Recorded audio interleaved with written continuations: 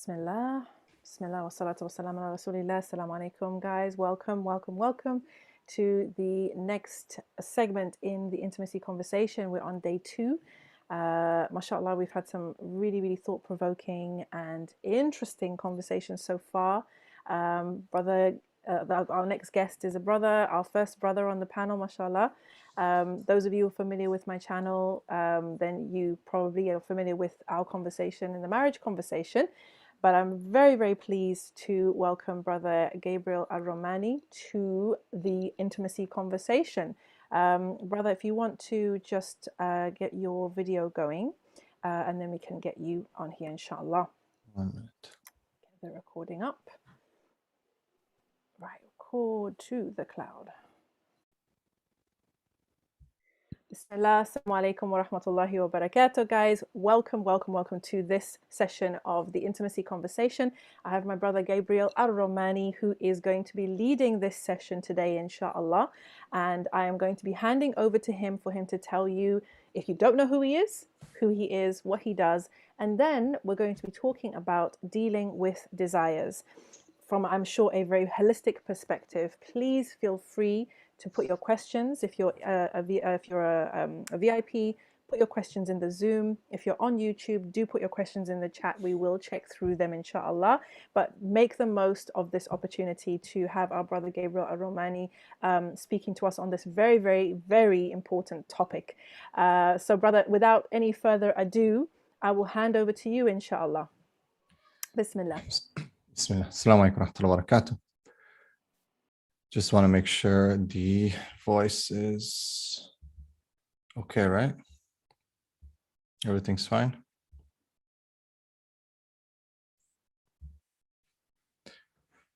Okay, Bismillah, alhamdulillah, salatu wassalam rasulillah, sallallahu alayhi wa sallam, alhamdulillahi, nahmaduhu wa nasta'inu wa nastaghfiruh, wa na'udhu billahi min shururi anfusina, wa min sayyati a'malina, man yahdihillahu fala mudilla lahu. ومن يضلل فلا هادي له وأشهد أن لا إله إلا الله وأشهد أن محمدا عبده ورسوله. jazakAllahu khair for the invitation. I hope everyone is doing well. May Allah subhanahu wa ta'ala bless all of you. Indeed, this is a very important conversation that is being held. And with that importance comes, of course, a lot of responsibility in the Muslim Ummah to best of ways. SubhanAllah, I would like to share an advice that was given to me by someone. And they said that this issue of intimacy is such an important thing in our ummah right now. We are surrounded by desire everywhere you turn. And the desires, they're so high that people are losing themselves. See that this desire fest is being spearheaded by, of course, the non-Muslims.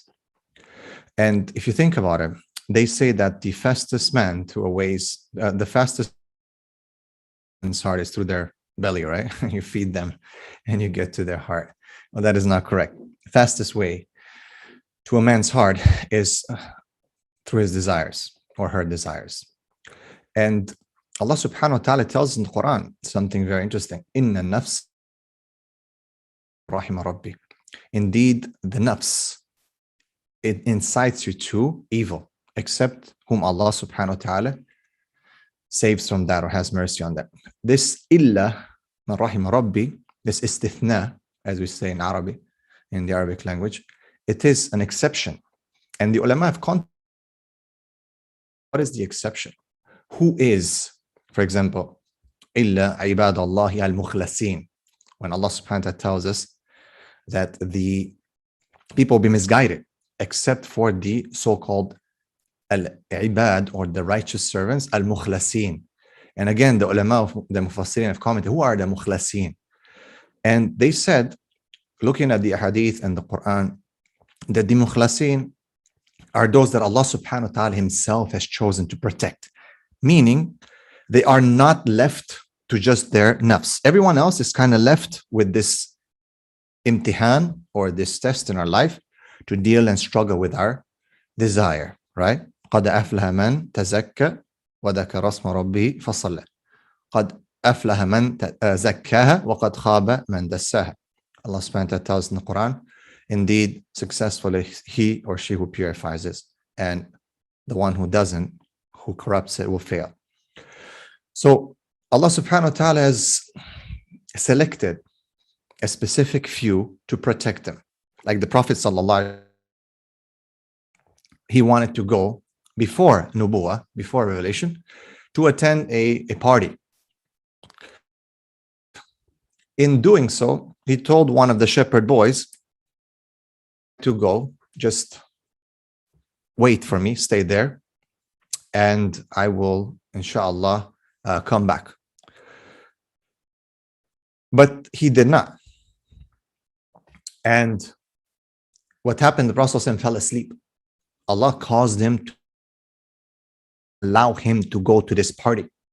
You see, Allah subhanahu wa ta'ala interfered in that, right?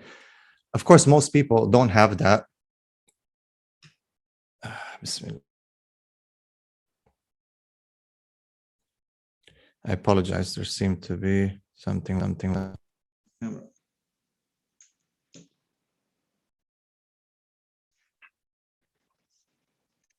yeah. Now, so most people are left to desires. Now, having said that, going back to my main point is that we have a specific responsibility to deal with this issue and have with this. A time ago, I released some videos. I was talking about this quite often, and some of the brothers that I take advice from, they said, "Look, be careful."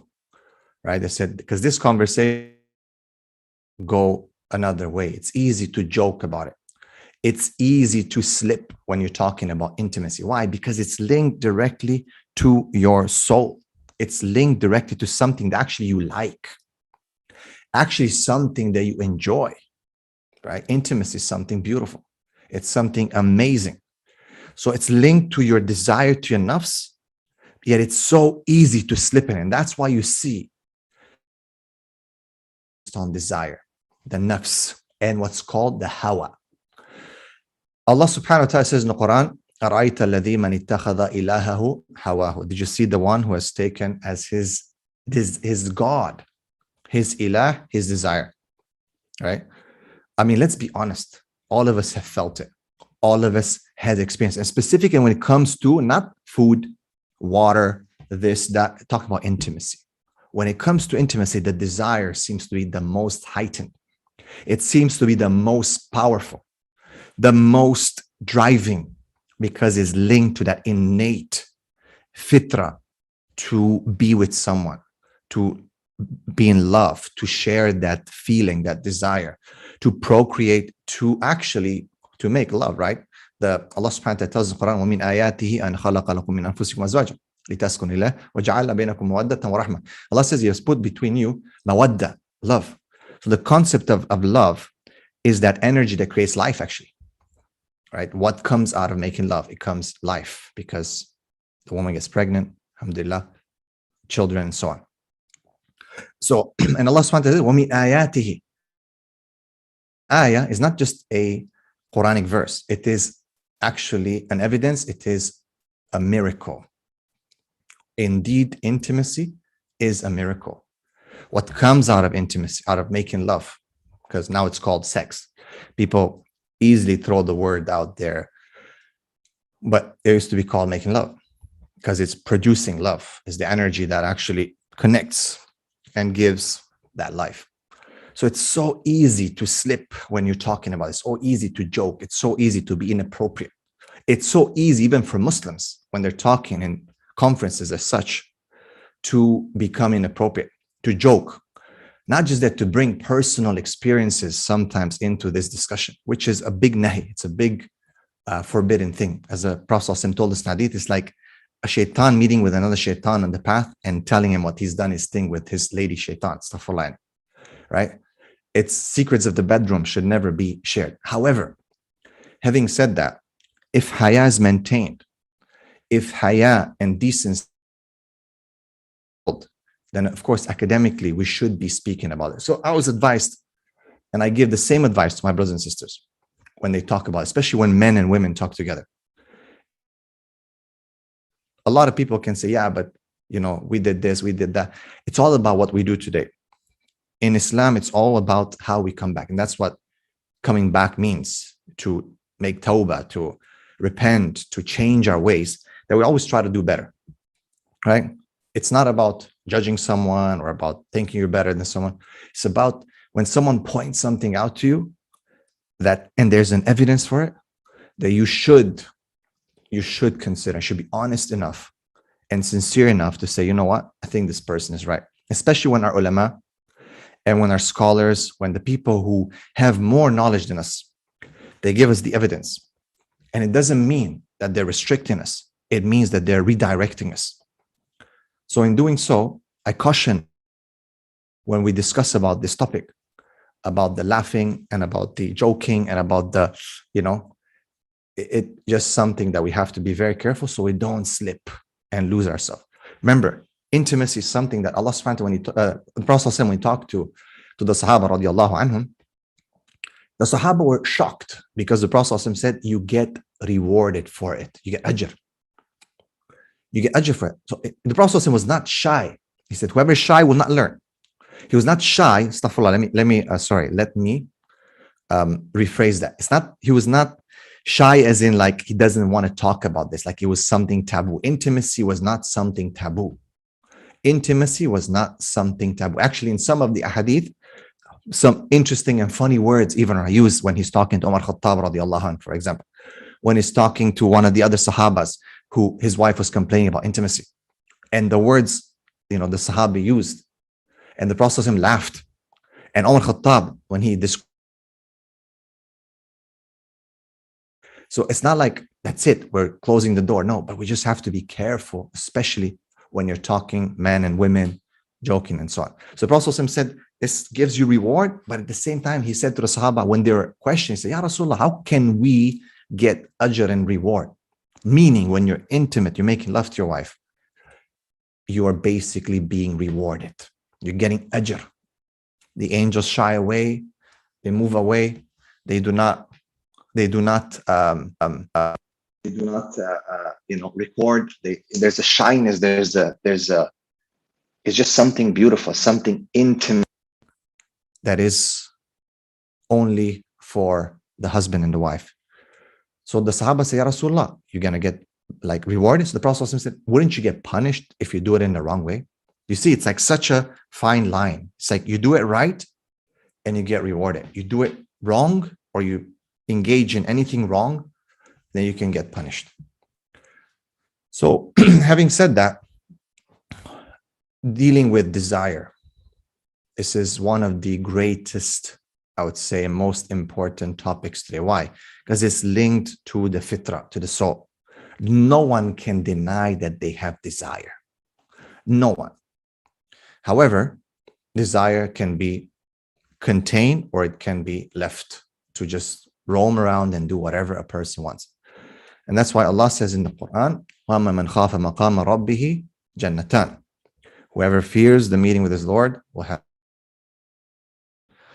And many ayat that talk about the nafs, talk about Allah subhanahu wa ta'ala and controlling yourself, the reward of it. The Prophet, though he was very intimate, we have many hadith of the Prophet. But for example, when it came to nights, it says that he had the most control and he would tighten his izar. He was the most controlled person, right? So the desire is, if you look around the world right now, open up your phone. Desire. I mean, let's be honest. Scroll to Instagram. Don't tell me that when you see something, it's not going to affect you. Don't tell me that when you open the TV or Netflix, it's going to affect you. Men and women. Let's not forget, brothers and sisters, the pandemic, the epidemic of pornography for both men and women. It's not a joke. It's huge. People think, oh my God, are you kidding me? No, that doesn't.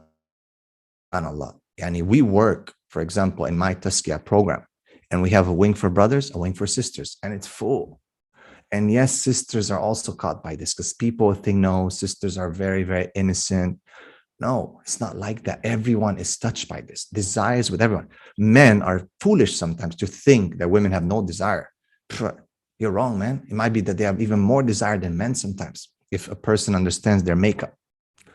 So huge, has touched everyone. But the problem is that it affects everyone. If we don't control it, if we don't tame it, you get affected. So for example, men, if they don't tame it, easily to slip, easy to commit zina, easy to do the wrong thing. And because they are the leader of this ummah, they become weak. Because they are the leaders of this ummah, they are not able to lead when they cannot control the desire. It is said that many men have become the masters of cities and towns, yet they cannot master their desires, right? And as the Prophet ﷺ said, he said, I have not left a greater fitna for men than the women, right? After I leave, there's going to be no greater fitna for a man than a woman on all levels. Some people don't like this hadith. Some people get upset. But if you know the psychology of the man, then you understand what we are talking. If no. And that's why if you look at it, the restrictions of Islam, a lot of people, again, don't like it. The concept of the haya, yes, it's for men as well, but for women. Don't understand it. Why are women restricted? Why niqab? Why hijab? Why there's a concept of the wali, which people are trying to fight today. Oh, I'm not a prisoner in house. Oh, I can't, I can do whatever I want. I'm free, this, that. People can have all kinds of opinions, reinterpretations. In the end, when you look at the evidence and so on, is the Sharia on the woman. You like it or don't like it, don't have to take it out with me right now. You can take it up with Allah subhanahu wa ta'ala. There's a reason for that. People say, oh, why? If you understand the psychology of the woman and her role in the society, if a man errs or he makes a mistake, as the leader, he will err, he'll fail. Big thing, big problem. We have huge issues with masculinity today, huge issue with men not being able to hold their ground, to hold their masculine frame. We are weak, no doubt. But if a man fails, he fails himself. One person fails. That doesn't mean necessarily the family is going to fail, but definitely is going to be affected. If a woman fails, it's a huge problem because the children can fail and it won't even be felt. The whole family can fail. I'm not blaming here women, but understand why hijab's been put on women and not on men. Why niqab is recommended sometimes for women, not for men. Why there's certain things that a woman cannot just do. It's not because it's just, oh, men are chauvinistic and so on. Because the fitrah of the woman is easier to incline sometimes. If we look at some of the hadith about the end of time, about the coming of the Dajjal, people hate it. They want to deny these hadith. Women fight against it. Feminists hate it. So-called liberated Muslimas try to say that it's interpretation of patriarchal. They use all these, terms that the neo-modernists and feminists are using today. The pseudo, liberated Muslims, astaghfirullah, Allah guide. And they're saying, no, we don't accept this interpretation. What interpretation don't you accept? Look at the context. Look at, this is not it's mutashabih. You're talking here about an actual context. The Prophet, this will happen with the Dajjal, this will happen, this and this and this. The Prophet has explained certain hadith. People try to reinterpret it. They'll try to find some classical scholar somehow that is somehow revealed directly from Allah subhanahu wa ta'ala, just to follow their, again, desires. What's the issue? The issue is that the Sharia is heavier on the woman because there is easier for the woman to slip. And when she slips with her desires, it's on a different level. The man, yes, no doubt, it's on another level, but the woman also on another level. The man is different. وَلَيْسَ الذَّكَرُ كَالْأُنْثَى. The two are totally different. The man, what can he slip in? The man will slip physically. He will get attached to something physically. He will commit a physical sin. His desire will push him towards physical. Pornography, zina. Men will see the physiological effects on them. For example, why do men come with us with porn addiction? They're suffering, they're depressed. because their brain realigns, it rewires in a certain way that it doesn't work anymore. They have huge depression, anxiety, not just that, of course, performance is, and they're scared. Performance is affected. They are scared, they're terrified. For a woman, performance is not, she's a receiver. It's not affected. So for a woman, it's even more dangerous. For example, women who are falling into desires is dangerous. If a woman goes beyond the boundaries, cannot control her desires, she gets usually emotionally attached, which is much, much heavier than just the physical attachment. You understand? So that's why sometimes the Sharia, we find that it's very heavy on controlling the desires of the woman and reminding her. And the same with men, but it's not exactly the same thing. But all of it is done to protect the family. And the family is the building block of the ummah. People shouldn't be upset. The Sahabiyat, the women of the Prophet ﷺ, they did not say, Ya Rasulullah, why are you telling us this and that? They used to say, tell us more, Ya Rasulullah. Why is that? Why do you say these things about women in the ahadith that so many feminists want to reject? Why, Ya Rasulullah? Not like, I don't like this. This is chauvinistic. This is this is that. No, they had a different mindset. They wanted to know, how do I get to Jannah? Not how I can reject the hadith. The jarh wa ta'dil or mustalah al-hadith sciences are not revolved around, whatever modernist desires. Oh, I don't agree with this. I don't think this hadith is correct. It's all revealed. And hadith is a form of wahi. It's all revealed from Allah subhanahu wa ta'ala to protect us, to help us to protect us, to help us to hold our soul, to control it. Because if we let it loose, inna nafsa la'amaratu bisu. Indeed, it will order us to evil. Look around, brothers and sisters. Look around at what is going on. Brothers and sisters, I work as a counselor. I work in positive Islamic psychology. Every day I take about 5 clients. And I'm not kidding you. It's mostly divorce, porn addiction, zina, SSA, same-sex attraction is huge problem with homosexuality and lesbianism. Where is it coming from? Why do you think homosexuality and lesbianism is haram? Because it's possible. It's possible. Everyone can fall into it, except who fears Allah subhanahu wa ta'ala. People think that, the story of Lut alayhi salam, for example. You think that the people of Lut were like straight up homosexuals? No, they're engaged in the act. How do you think they were procreating? How do you think they had a village of people and there were women in that village? They were engaged in the act. As Lut alayhi salam said, do you take your shahwa, your desire on men other than women? They were perverted to that sense. You understand? So this is possible for everyone. That's why Allah has made haram. Allah is not going to make something haram that is impossible. Huge problem in the ummah, in Muslim countries, has bled to the point that sometimes worse than in non-Muslim countries. I mean, I worked in Muslim countries, including I'm not going to name countries that are very, very holy. And subhanAllah, it's not just an isolated case, it's a pandemic. Full schools of women and schools of men, because there's separation, fall under this issue. Where is it coming from? Is it just, it's a trend? No, it's because of desire. It's because there's no tarbiyah for the soul to be reacted, to be controlled, to be tamed, to direct the desire in the correct way. So as a counselor, I see these things every day. They're emotionally taxing. It's tough sometimes to deal with some of these things. And you're talking about the Muslims. What about the non-Muslims who are pretty much leading the world, who are setting the pace for what we watch, who are setting the pace for Netflix? Man, most people have Netflix. Most Muslims who are, you can say, have watched something or on Netflix or internet, this and that, exposed to things. Every small exposure will hurt us. Every small exposure will change something in us. This is the truth. This is the truth. We all feel it. We all feel it as soon as we open our phone. So I see these things as a counselor. I see, and it's worrisome. And look at the world around you. Who's leading the world? What are they pushing for? At least for us Muslims, we know still halal and haram, even though the limits are becoming a bit more blurry.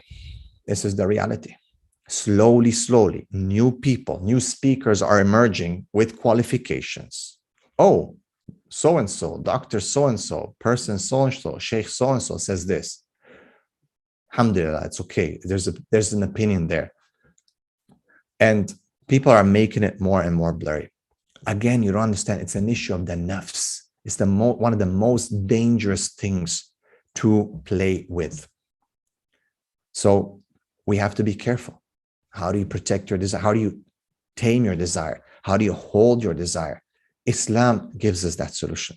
Practicing Islam, holding on to your salah, doing all the ibadat that you have to do. This is the beginning of taking care of your soul. This is the beginning of moving your soul in the right, as Allah subhanahu wa ta'ala tells us in the Quran. So, وَنَحَى النَّفْسَ عَنِ الْهَوَى فَإِنَّ الْجَنَّةَ هِيَ الْمَأْوَى. For the one who protects his soul from that hawa that is basically just taking him anywhere, then to him will be paradise. Having said all that, right? So Islam gives us the solution. Praying, fasting, all that we do with intention, with sincerity, right? Inna salata tanha anil fahsha'i wal munkar. Indeed, salah stops tanha from fahsha and munkar, from evil and bad deeds. Right? Just praying, just doing your salah properly can help you to control your nafs. Just waking up for fajr can help you to set the pace in your day. Praying fajr and isha, it's like praying the whole night. Waking up for tahajjud, doing something that most people do not do, can help you to curb your nafs, to give you that strength. If you can't lift the blanket, how do you think you're going to protect yourself? When Yusuf alayhi salam tried to be seduced by the wife of the Aziz, try to imagine, I mean, don't visualize, but you know what I mean, right? A very, very attractive woman, a very, very, very attractive man. I have no, issues with saying stuff like that, because that's what's known. That Yusuf alayhi salam was one of the most beautiful men that ever existed. Okay, imagine, right? I mean, he's just perfect. So that woman was also, though, very, very attractive. And here you are in this situation, where, look at that, subhanAllah, proximity. She started falling for him. He was protecting himself. He didn't fall for her. He was a Nabi of Allah subhanahu wa ta'ala. But look at what she done and what she tried to do, right?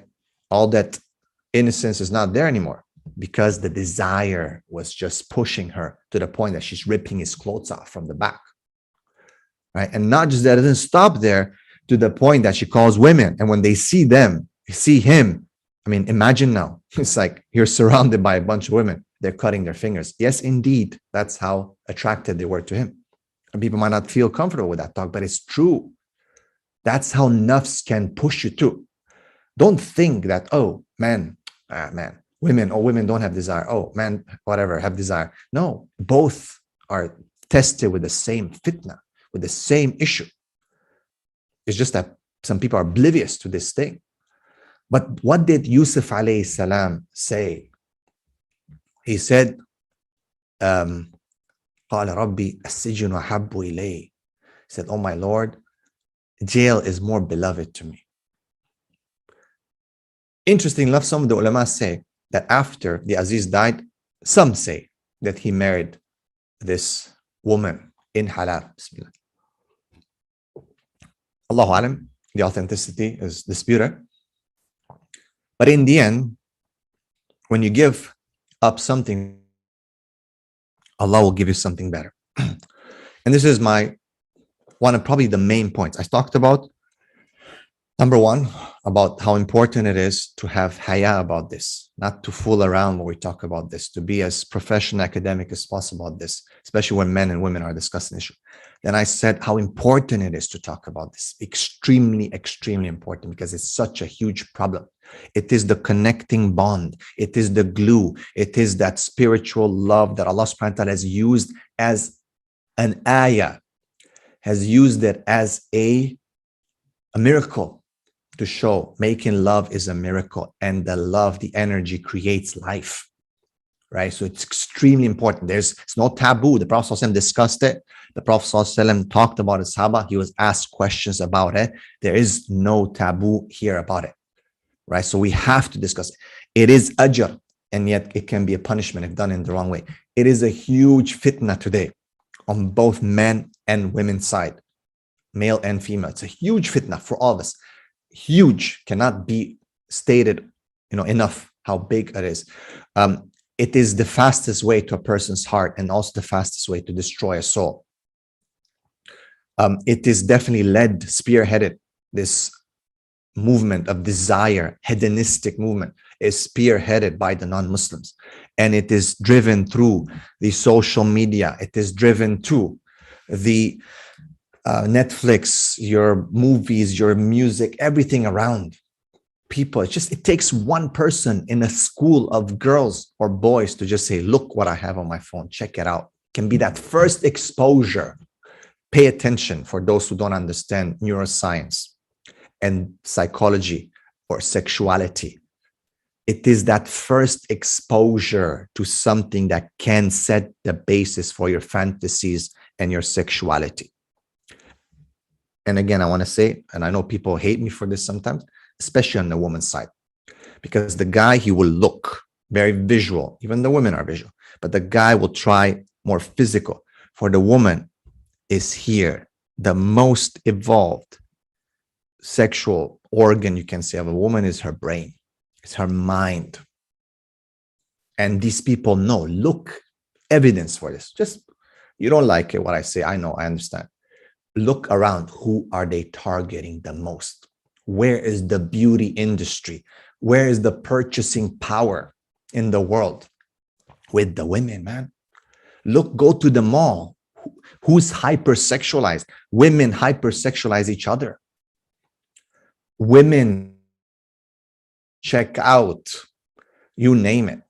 It's huge, and it's targeted. Every ad, everything they want to sell, from a tire to a shampoo, has some beautiful woman on it trying to, and who buys these things? And yet the tire men will buy, no doubt, but even women, but definitely everything of the cosmetics, the fashion, everything, women for women. It's women are targeted to be corrupted. Men, of course, men, let's not even talk about men, right? I'm not trying to be impartial here, but the modern society is degenerating.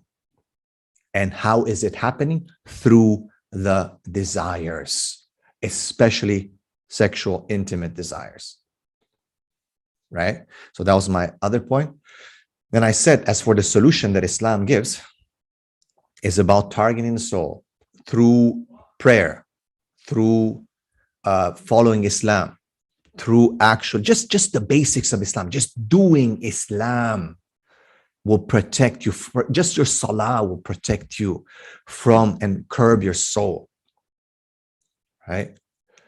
Just the connection to the Quran, recitation daily, attending the Jama'ah, all these things can help you to curb your soul. And last but not least, people come to me and they say, brother, in my counseling sessions, clients, brother, I want to deal with my desires. I'm going to no-fap for 1 year. I've been no-fapping for 1 year. And I'm like, okay, good for you, mashallah. Other, I relapsed. I'm like, what happened, man? Man, I'm back to square one. Why? Because, I felt weak, my desires, I know. But I thought that I can hold myself and purify myself.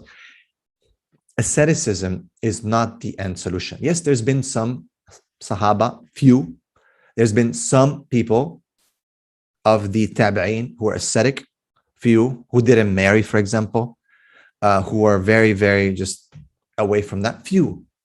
But Sayyid al-Mursaleen, Muhammad sallallahu alaihi wasallam, he married and he said, "An-nikah min sunnati." Marriage is from my sunnah. Whoever goes against my sunnah is not from me. Do you understand what this means? He said, it's not from me. Whoever goes against my sunnah. He didn't choose something else. If you look throughout the hadith of the Prophet ﷺ, this strict warning comes with nikah. Okay, there's sunnah of duhr, for example, praying duhr, and you're not, Allah will not punish you for leaving sometimes the sunnah of duhr. Sometimes you got to go to work or whatever. You just go into the masjid, pray, or wherever you're praying, and you have to go to a meeting. But specific when it came to nikah, to marriage, the Prophet was very, very strict on it. Because actually the solution to our desires in the end is not just holding them back, but actually releasing them in halal. Yes, holding is important. There's always some protection, some limits, hudud, even within the relationship. But the fasting, the no fapping, all these things that people have tried holding, going on very spiritual battles and so on, in the end, they are just band-aid solutions. They are not long-term solutions. Because the Prophet ﷺ, he said, when those Sahabas were fasting, he said, I'm going to fast and not break my fast. I'm not going to marry. I'm going to pray the whole night. Prophet ﷺ told him, because the woman was complaining, my husband doesn't need from me.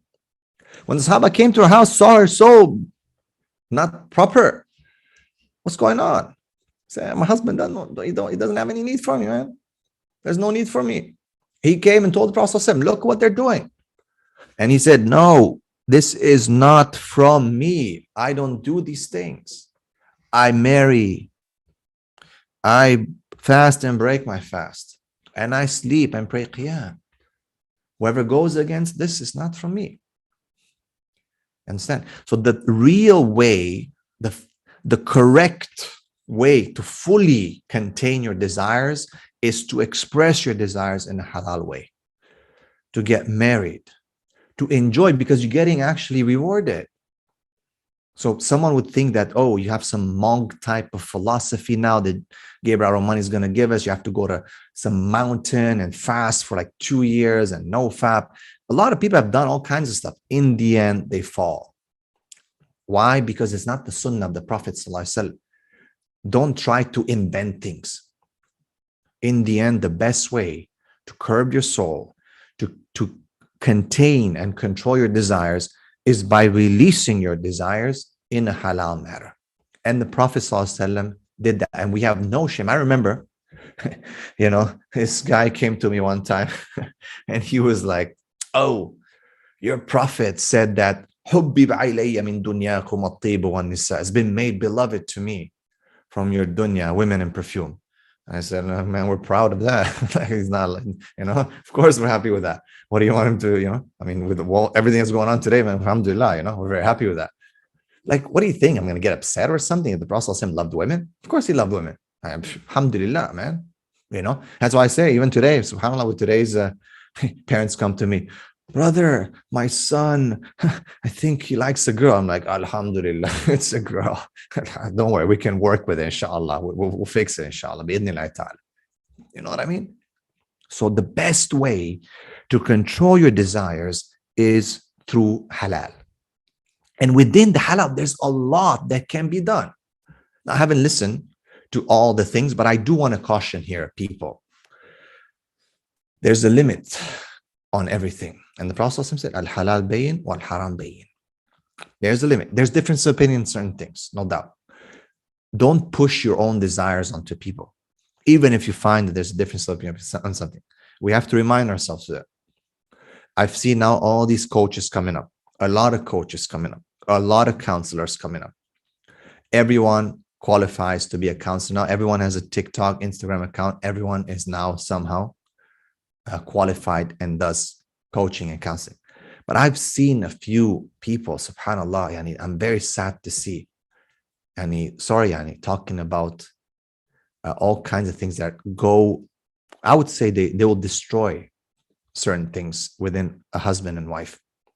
It will push them away from the limits. And actually, after that, Allah alim, what's going to happen. And, it's sad because these people don't have knowledge. I'm not trying to name people. I'm not trying to shame anyone or anything like that. They're open there about it. Sorry, and in your hijab, doing all, without shame, and even with their husbands in their pictures and in their videos. talking about, self-pleasuring and dildos and all this stuff. I'm sorry. If you think that this is correct, you're totally wrong. And for the men, if you allow your women to go to that level where shamelessly they promote these kind of toys, thinking that it spices up your desire in your sex life, you're destroying your fitra and you're losing yourself, and you're definitely losing your manhood if you allow your woman to, have such things. We've lost our ghira. We've lost our manhood, actually. SubhanAllah. And if you think about what they're promoting, what man can allow for his wife to engage with such toys? Like, where's your pride as a man? And not just that, I'm not saying that you shouldn't satisfy your wife, but come on, man. Don't you have some, skill or some ability and some shame and some rujula? I think this is beyond the limits. Putting that aside, though, a husband and wife can do so much. It can be so much fun to curb your desire and your, passion for each other in so many ways within the limit. There's so much variation. There's so many things that a person can enjoy with his wife and his wife with her husband in making love, in taking their desires out in a halal way. It's not boring. Islam is not just like, what they will call stafulani. I don't want to use the word tradition in the wrong way, that's it, that you can have no fun, you cannot spice up things or something. Like, no, there's a lot that can be done, but there's always limits. Understand that there's always limits. And again, being a counselor, you find that it starts with one thing, second thing, and then from there, you've gone past the limits. And you're like, man, I thought that maybe if I thought, yeah, because your desire was pushing you and you thought that, and then it pushed you past the limit. So limits are all there. That doesn't mean you cannot have fun. Don't think, again, there'll be that understanding, oh, Islam is so boring, there's no spice up. Definitely, you look around, everyone's supposedly having a lot of fun when it comes to intimacy. Everyone's enjoying it. Everyone's rubbing your face. Oh, it's so good. This is good. That the movies are all hyped up, of course. Don't think the movies, people watch movies like, oh my God, they start fantasizing. No, I wish I'd have such a love life like that.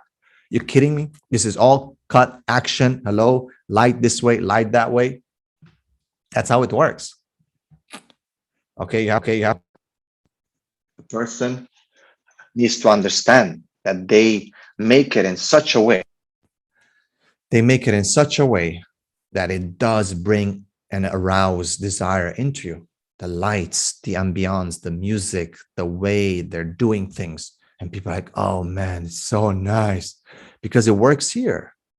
But what if you were not to actually do that, you probably feel something totally different. But then people start thinking and they start comparing and they say, oh my God, my life is so boring. Then what happens after? They want to spice it up and it becomes something totally, totally different because they cross the limits. Yes, have fun. Yes, there's a lot that can be done, but know the limits. There's a lot, I will repeat, that can be done to express your desires and your attraction towards your wife and your wife towards you. So controlling your desires, yes, even within marriage, yes, there's limits, but one of the best ways to control your desires is to express your desires in a halal manner. Having said that, this is basically what I want to share with you today. If anything good came out of that, that's from Allah subhanahu wa ta'ala. If anything wrong, this is from my mistakes. And if there are any questions or anything that we want to add or comment, feel free, inshallah. I'm ready to take it on, inshallah. Bismillah.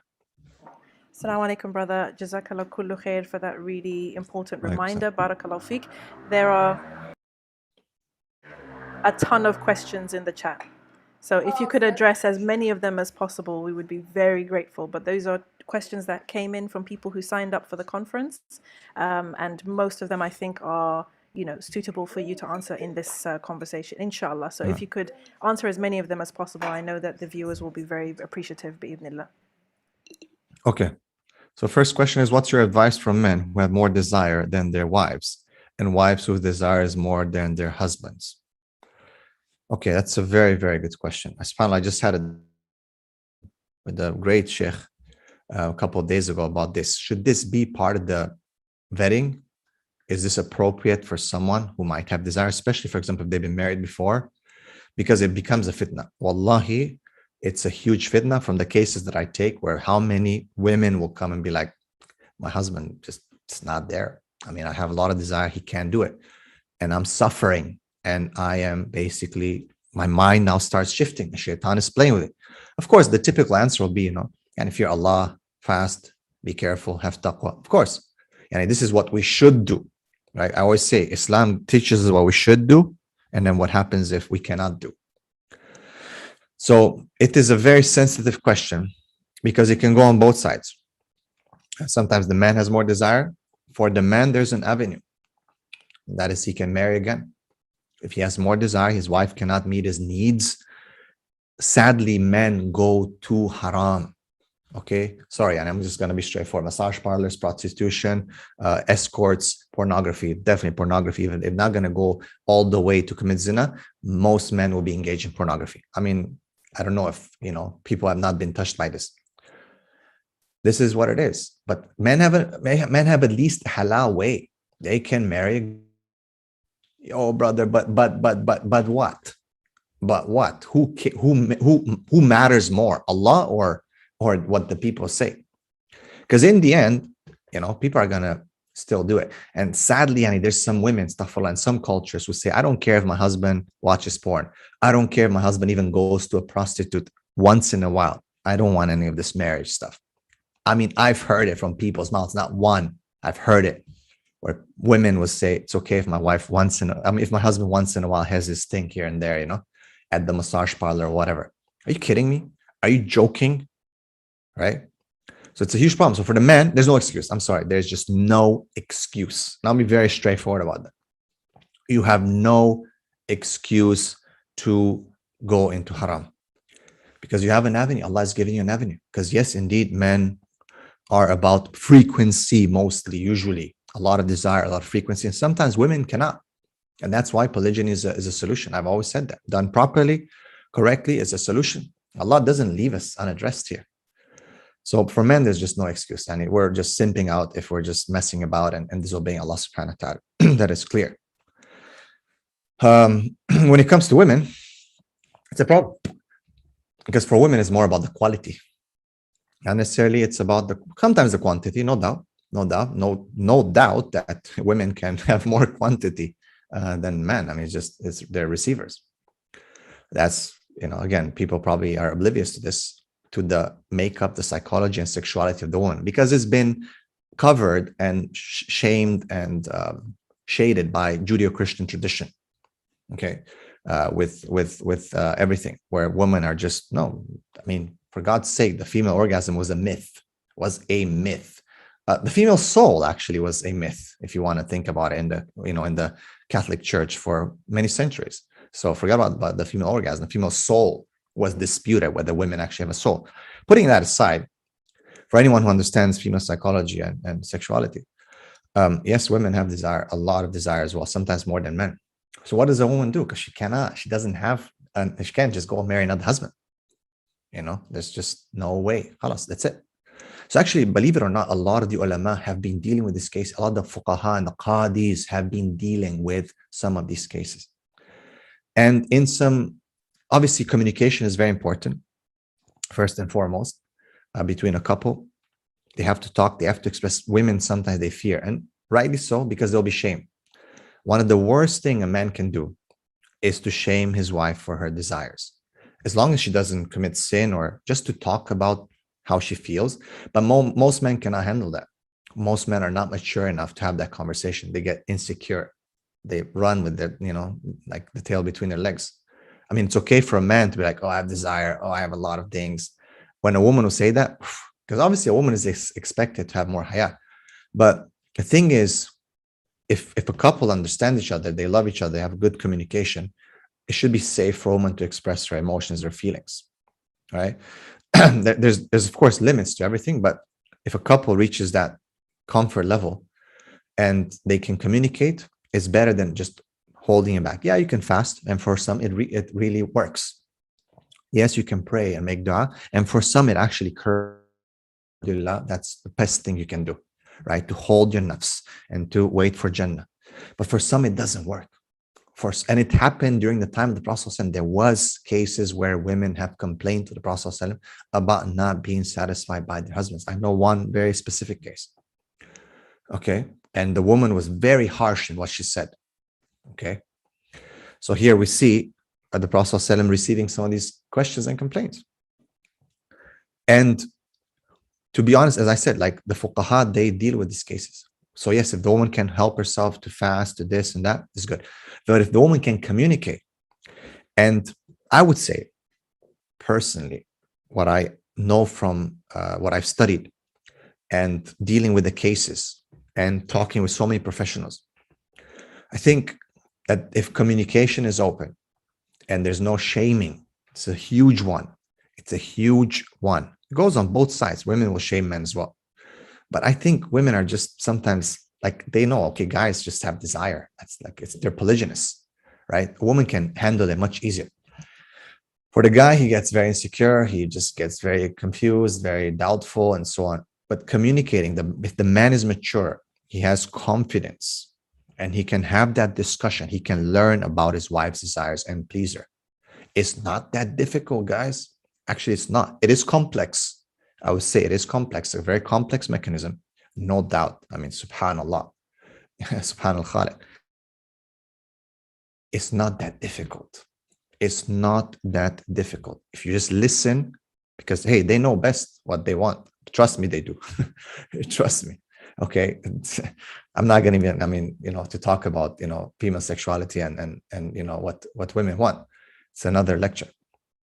But all you have to do is ask them, man. Have the humbleness to learn. Don't think that just because you watch some porn videos, all of a sudden you know what to do, right? It's not. And don't think that all women are the same. Not all women like. By the way, again, that filth is just staged. Don't think you can just perform because you've been watching it for 10 years, as a teenager. It's not like that. Yes, most men think like that, and they traumatize sometimes the woman on their wedding night, and it sets the pace. It pushes people apart. It destroys the marriage from the beginning. A lot of the problems we have in marriages are linked to intimacy. Okay, what I see from our cases anyway, and from many other professionals that I talk to.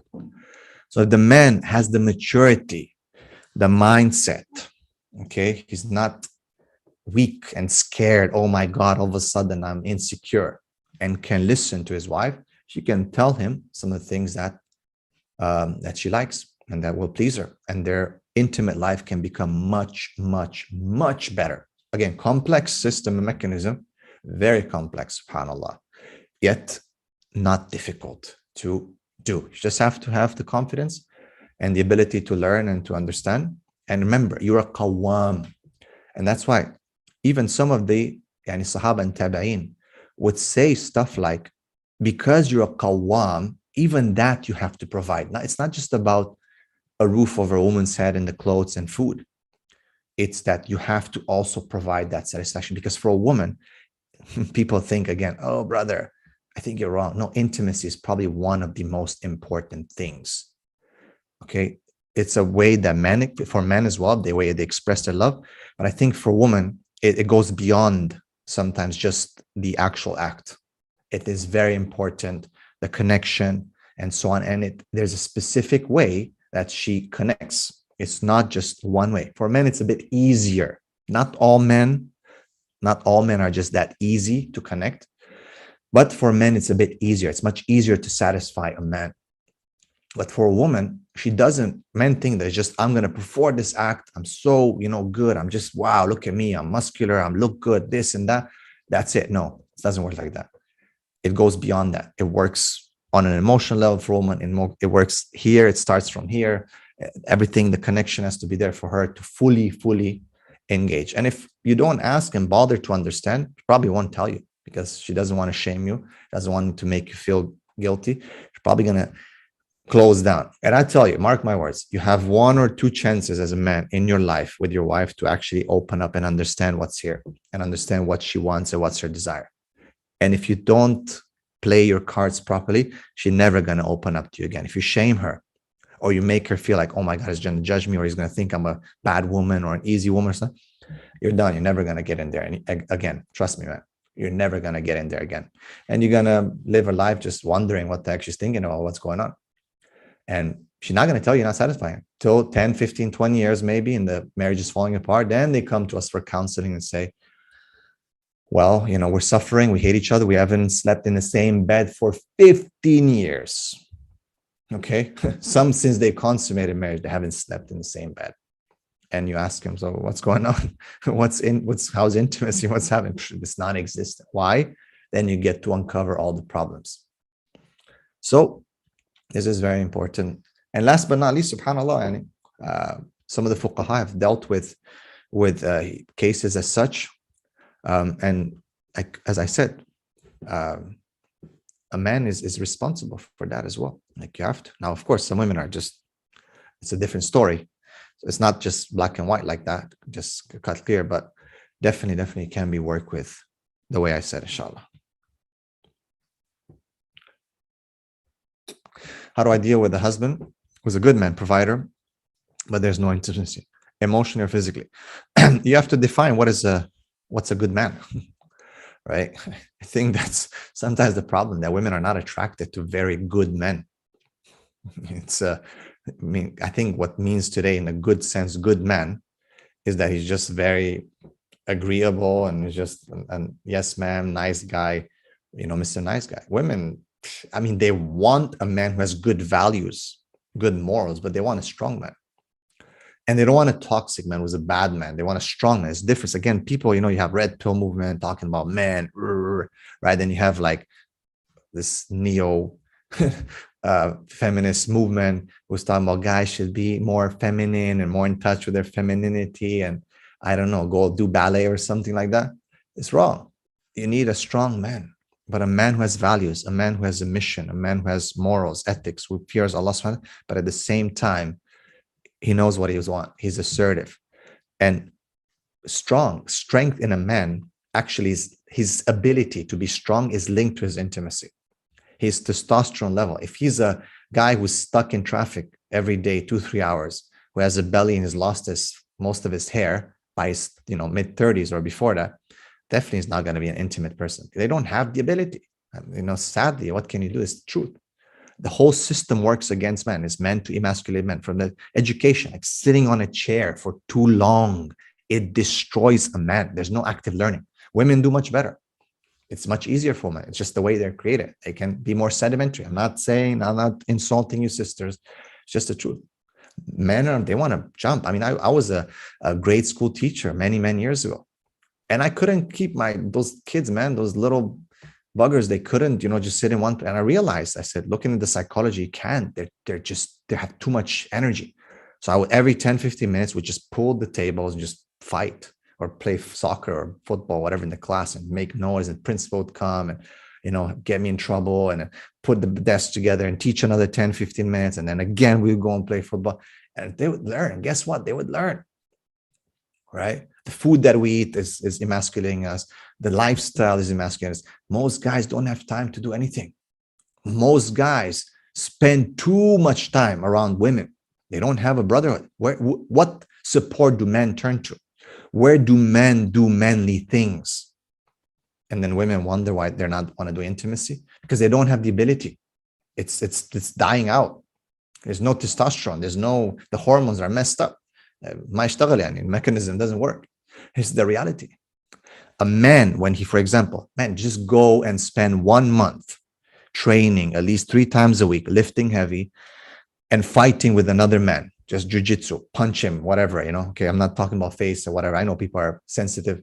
Just do it and tell me you're not going to want to be intimate with your wife. Man, you're going to feel like an animal.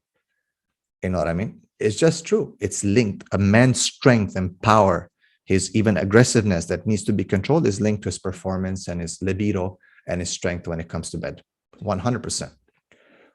But again, men are, and women think, stay more time with me. Don't go with your friends. Don't go here. They think it's better for them. Oh, I don't know why my husband. It's not bad for good for you. It's bad for you, actually. It's very bad. He needs to go do manly things. They've done it for thousands of years. Men have done manly things. The Sahabas used to rush back home. They used to rush. And the Prophet said, send messengers. Tell the women that the men are coming. Also, you men send messengers. Ya Rasulullah, what are messengers? Words and kisses. See, the Prophet the Messenger of Allah, he knows words.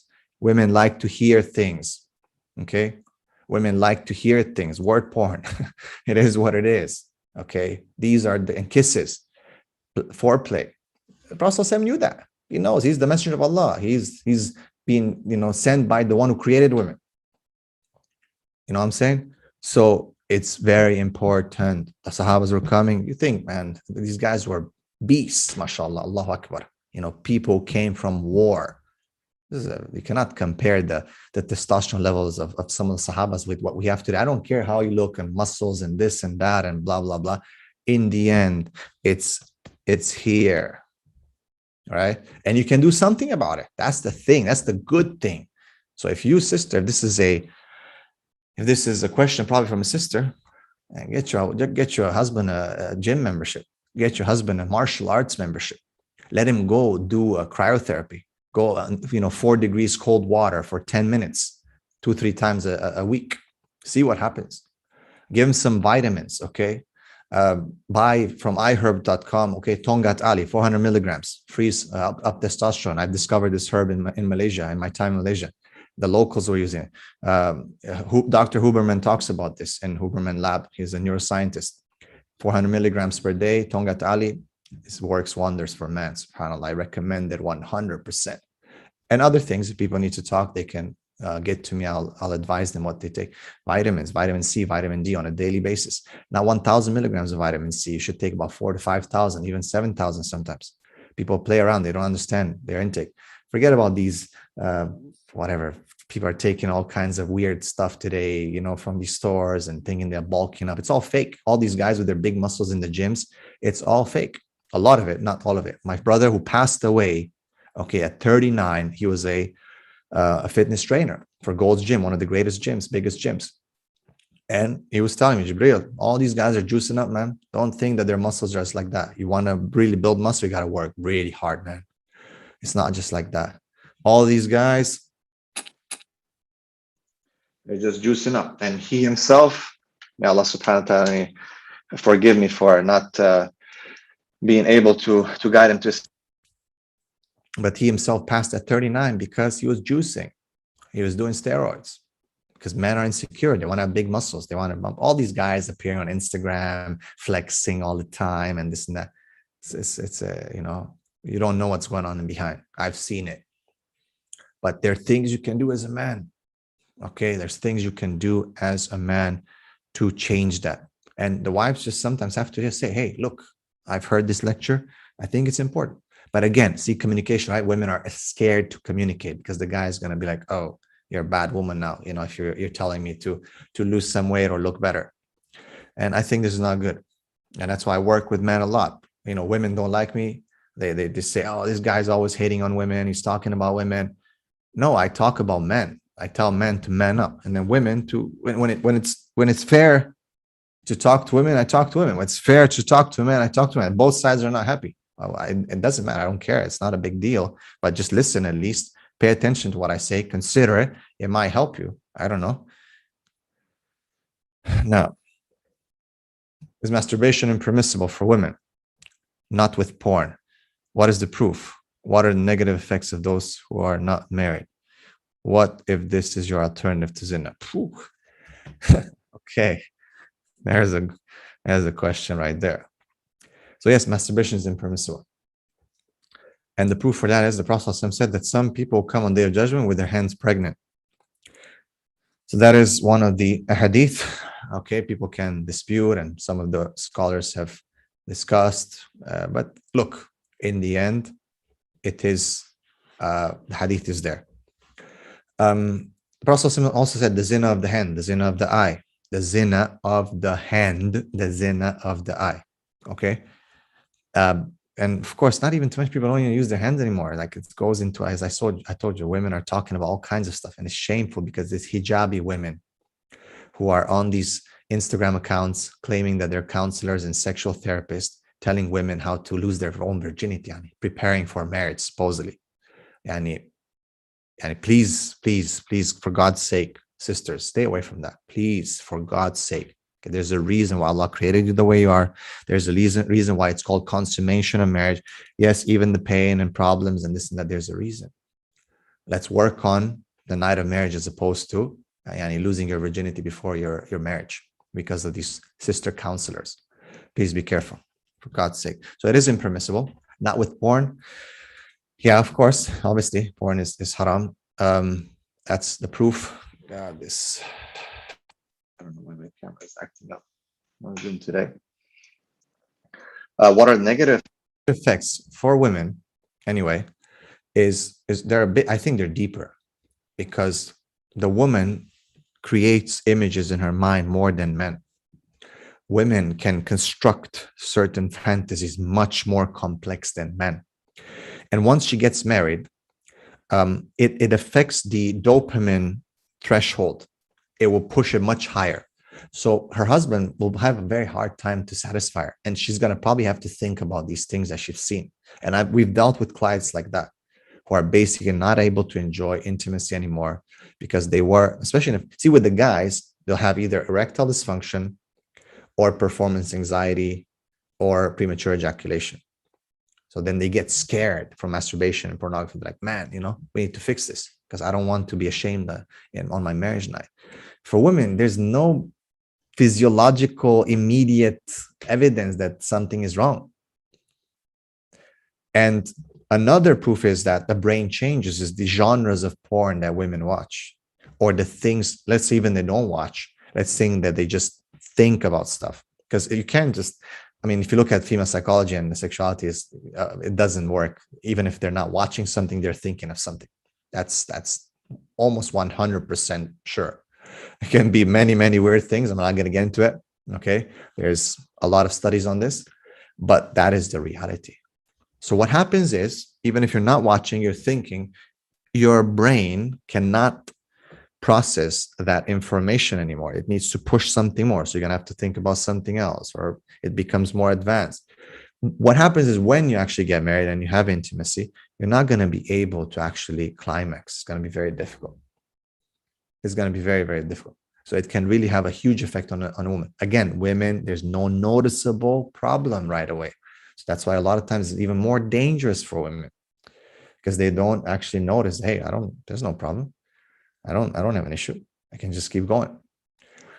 And I can go into obviously more information about this. But if it's the only alternative to zina, see, this is a very tricky question, like the lesser of two evils, right?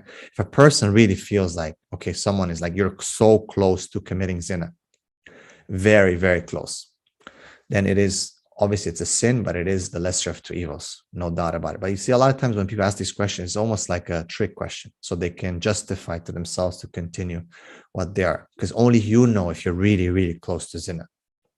Okay, only you know. So this is definitely, but it is an alternative or a lesser of two evils when it comes to definitely to zina. Is it permissible for a man to physically force his wife to have sex?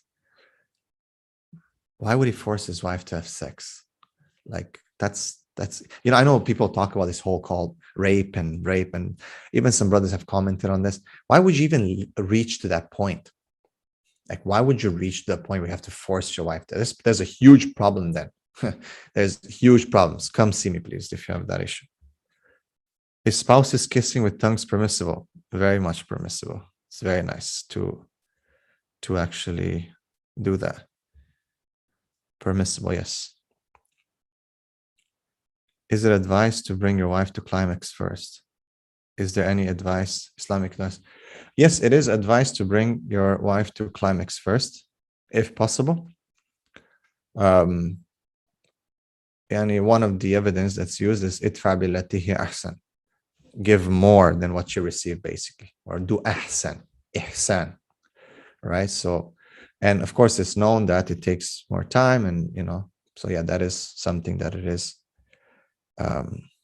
advisable to do that, inshallah. Jazakallah kullu khair. Subhanallah. Jazakallah khairan for your very comprehensive answers. Very, very useful for everybody who's been listening in, mashallah. I think it will, really illuminate certain things for the people who sent these in and also everybody watching. So Jazakallah khairan for taking the time for that. We have our next speaker on. I just thought I would bring him on now, inshallah, because you have many ideas in common. So Baba Ali is our next speaker, guys. So I thought I'd bring him on here really quickly just to give salam to his brother before he goes off, and then Baba Ali takes over, and he's got some big stuff for the brothers, mashallah. This is mainly going to be for the brothers, this next talk. So Baba Ali, if you're good with your video, you can come on, inshallah. Assalamu alaikum. How are you guys doing? Assalamu alaikum. Assalam. How are you doing, Gabriel? How are you? Alhamdulillah. How are you? What's going on? Alhamdulillah. Nice to see you again.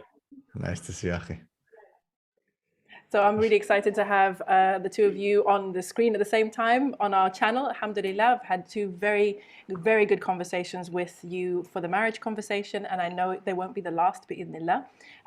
But I think, Brother Gabriel, you have done an amazing job. May Allah bless you. Could you just let everyone know where they can find you, and how can you help anybody who has more questions?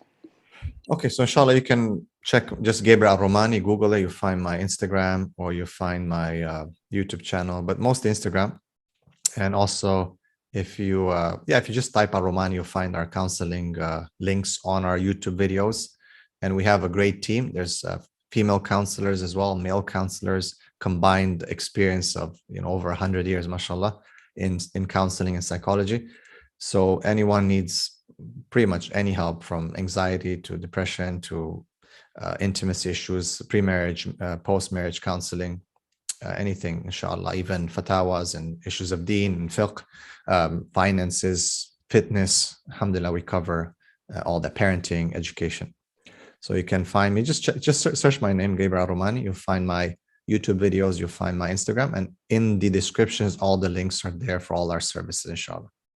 Jazakallah kullu khair, guys. You heard it here first. So please do go over there if you would like to be in touch with Brother Gabriel, inshallah. Do have a listen also to the marriage conversation episode, in which we had a very interesting conversation about masculinity and the seerah and a ton of other things. Brother, Jazakallah khairan. I'm going to hand over now, inshallah, to our brother Baba Ali, who is here really to spill the tea for all the brothers out there, inshallah, about what are you going to be telling us, brother? But I don't even want to spoil the surprise, because this was your idea. You wanted to come and give the brothers, put them on game. So I want to give you the floor, inshallah. Let people know who you are, why you're on this platform, and what you're going to be talking about with them today, inshallah. All right, Jazakallah khair, sister. So, assalamu alaikum, everybody. My name is Baba Ali. For some of you guys know me from the guy that started the whole YouTube series, Reminder series, back in 2006, and then other people know me for the children's videos, and many people know me for my Half Our Deen project. Over 2,600 people have found the other half, and been running this project for about 12 years now. And for the last 10 years, we've been doing live events. We're bringing Muslims together to help people meet each other and in a natural way, no speed dating, none of that nonsense, while staying within the halal boundaries. And alhamdulillah, it's been quite successful. Our last event in Toronto, we had 57% of the attendees found the match. This is unheard of. We do things differently. So I've been trying to tackle issues that we have within the Muslim community in a different way. And alhamdulillah, our success happens to be very different than everybody else. So I encourage you to try to explore the different things that are out there, again, staying within the halal boundaries, and see that if whatever may not be working for you now, maybe there's a better way to doing it. So one of the most common things we get asked that comes up quite a bit, not necessarily through Half Our Deen, but maybe through just general conversation, is how do I get more intimacy? And this is $1 million question. Like, why do men do what they do? Why do they build these empires? Why do they work so hard? Why do they do all this stuff? What is their main motivation? Their main motivation is the opposite gender, pulling in the opposite gender. This is why men do what they do. They're inspired to do what they do. And if there was no females in this world, you'll see a bunch of men doing this. But there are many men that are not doing this. They're doing this, like they're actually working and doing all this stuff, because they know men who do nothing and sit there and are not ambitious and do not work hard and do not get educated and do not make the income, they are not likely to get the type of wife that they want to get married or even get married at all. But those who happen to be more successful happen to attract better women and quality sisters. And naturally, we know that 90% of the sisters that are right now looking to get married are not marrying 90% of the brothers. In fact, the statistics show they're all chasing 10% of the brothers. And who are those 10%? Those are the ones who happen to be more successful. Now, once these brothers and sisters all get married and everything is going well, and then some things don't go well. And people start having issues and challenges and things you don't hear about. In fact, we never hear khutbahs about intimacy, even though in Islam, all the stuff was clearly given. This is not something that we as Muslims should shy away from. This is something that we should be sharing and learning from each other. Obviously, the details that we're not supposed to talk about, but as far as what our deen says, we should be looking into. But unfortunately, because we've lived within Christian countries, and those Christian countries naturally have an influence even among the Muslims that live among them, people have now, Muslims look at this type of things about intimacy in a very shy, not shy, but in a shameful way. Like that the Christians look at it as more of a sin, but as Muslims, it is not a sin. In fact, you get rewarded when you do it correctly. But the problem is because we don't really look into it very much and understand how the opposite gender functions and what makes them happy and what makes them content, there's a lot of problems within our bedrooms. And many people don't know what to do. There's frustration. Many men who are now all suddenly into marrying a second and third and fourth wife, you say, mashallah, this brother probably has a lot of ambition to provide, yet he can't afford the first wife. So where is his motivation coming from? He wants to work twice as hard, 3 times as hard? No. There's a lack of intimacy. And then he doesn't know what to do. So he says, well, if I'm getting this once a week from this person, if I marry a second one, maybe I get twice a week. Yeah, good luck on that. It doesn't work that way. So I want you guys to think about this. I'm going to talk about different analogies so you guys can kind of like visualize it a little bit, makes a little bit more sense. And I'm going to try to explain how men see things and how women see things. So inshallah, it makes a little bit more sense on both sides so we can understand each other. Because when you understand each other, you're more likely to reach the goal that you want to get to. But if you keep trying to do things with your way, and your way is just the stuff you see, you're not going to get very far. Because if it's working for you right now, then why are you watching this video? So I was going to say, okay, let's just break it down from the very, very beginning and talk about how we're very, very different from each other. And let's do a quick job analogy before we go ahead. All right, for those brothers who talk about second, third, fourth wife, and you're not realizing what other requirements is involved. It's not just intimacy. There's all the other things are pieces into it. I want you to think about it this way. Let's say you have a job, and your job is a great job. It's an amazing job. But you just look at your paycheck and you're like, every 2 weeks or so, they give you a check after all that hard work you do. And you look at it and you're like, excuse me, sir. I'm like, yes. Why is this number so low? I think there's like a 0 that's missing. And they're like, oh, no, let me check that. And they check it and say, that's correct. And they get back to you like, oh, okay. And they're like, what happened? Well, I think I should be paid more and I'm not getting paid more. So now you have 2 options. You can A, go talk to that employer, see what you can do to get more money, work for a raise and stuff like that. Or B, you can go get another job that pays the same, work twice as hard, and just get 2 paychecks. Obviously, the most people would choose the first one. Why would I go get a second job and be like, I lose more time and other things? Well, let me work with the first one, see what's going on. But what most Muslims do, they go and get a second job without telling the first job that I got a second job. But you know what I'm talking about. First of all, they start making second job jokes with their first job. Hey, boss, what do you think about me if I got a second job? And the boss like, well, I don't really like that idea. Well, why would you get a second job when you're already working here? Well, I don't know. Yeah, I'm just joking. But if you're not offended, I'm not joking. But if you're offended, I'm joking. And the boss is like, why are you acting weird? And his boss never laughs at these second job jokes. So what happens is that you start getting these people, the boss starting to get jealous and concerned and worried and, well, what are you talking about in these games that you're playing and blah, blah, blah, because you can barely work here. Like you're not even working here very well. Why would you go get a second job? So, or you go back to the first day, what am I doing wrong? What can I do better here that will give me more pay?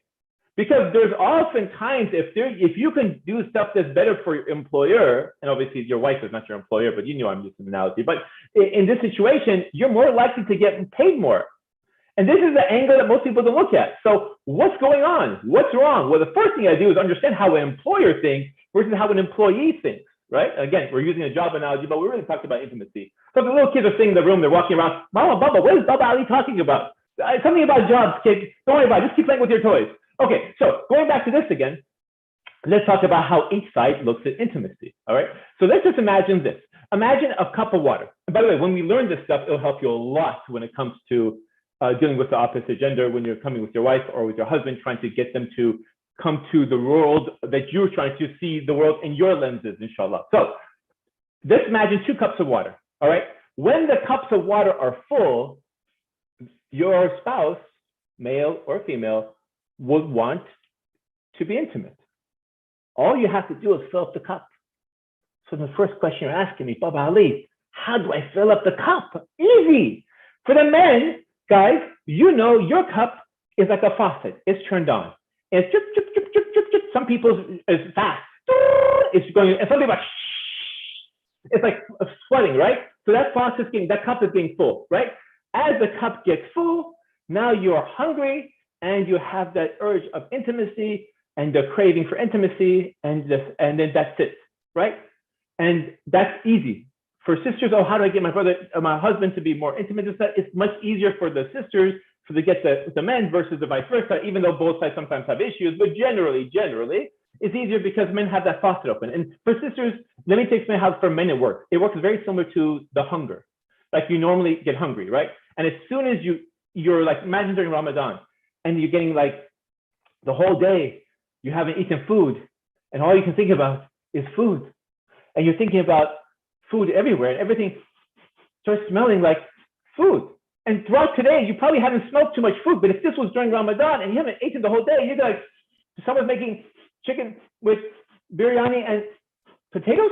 I smell potatoes. How do you smell this? You're upstairs. And then because you start becoming very sensitive to these things. And naturally, when all these people who are fasting because they can't get married, it's more difficult because these urges are everywhere, and all the advertisements and the over-sexualization of society makes it even 10 times more difficult. So they're even more stronger to hold this stuff back. And it takes a lot. It takes a lot of strength to push back these urges, especially when you're constantly shown food on commercials, on television, everything.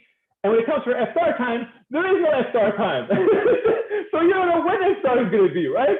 So you naturally think, oh man, when I eat, I can eat like an entire cow. I can eat 10 chickens. I can eat all these different things. And then once you're served your plate of food, you eat like half of it and you're like, I'm full. Just like Ramadan, your stomach shrinks. You think you can marry 4 wives. You're not really thinking about it that, hey, it's not everyone can do the same thing. It takes a certain amount of strength, discipline, responsibility, other things. But now you have to think to yourself, what do I craving? You think your craving is more than it actually is. So when you're getting married, your wife is not functioning the same way. So this water keeps dripping, dripping, dripping, and it gets full. And as soon as that water tips over, which is your satisfaction of intimacy, stuff like that, you know, brothers, you are not ready in the next second to go back to intimacy again. You think you will, but as soon as it happens, you're resetting, and now you're okay for a while. Like all the urges are out, and now the water starts dripping again. Some people, as I said, you're faster than others, right? But every single time you need this. And sisters, this is how men think. It's the same way, but you ate yesterday, but you ate last week. Boy, every day I want to eat. That's how men think, right? So they're thinking about their next meal, right? Now, on the flip side, brothers, let me explain how sisters work. And this cup that I gave for the brothers is nailed down to the shelf. It doesn't tip over very easily at all. There's not much, sisters, you can do. If you get the man angry, your husband angry, he'll still be intimate with you. If you had a bad day, he'll still be intimate with you. If you had that, he'll still be intimate with you. Why? Because, I haven't eaten the whole day and I had a bad day. You think he's not going to eat dinner? Of course he wants to eat dinner. He doesn't enjoy it as much, but he still wants to eat dinner. Now for brothers, now let me explain how sisters work. They have a cup as well, but their cup is not like our cup. It's not nailed down to the shelf. This cup drips and is at a much slower rate than yours does. They still have a natural urge, but they don't have testosterone in their body, not at the percentage as men do. Men have 90% more testosterone than a woman does, right? Now, again, we're not talking about all men. or all women, so some women that have more higher libido than men do. But as women, this thing is dripping, but at a slower rate. But there's other things that you do that makes all this water start dripping. Like what? When you love her, when you are kind to her, when you flirt with your wife, keyword wife, when you are showing acts of like the love languages, the different depending on who your wife is and what type of love language she understands. When you do things that makes her feel loved and cared for and makes her feel beautiful and amazing, that's something it's like taking water and just dripping it in and taking it in, and like you get a bucket and you're filling it up, filling it in. And when that thing gets full, she's ready to go. The problem is, unlike us men, that water could be tipped like that.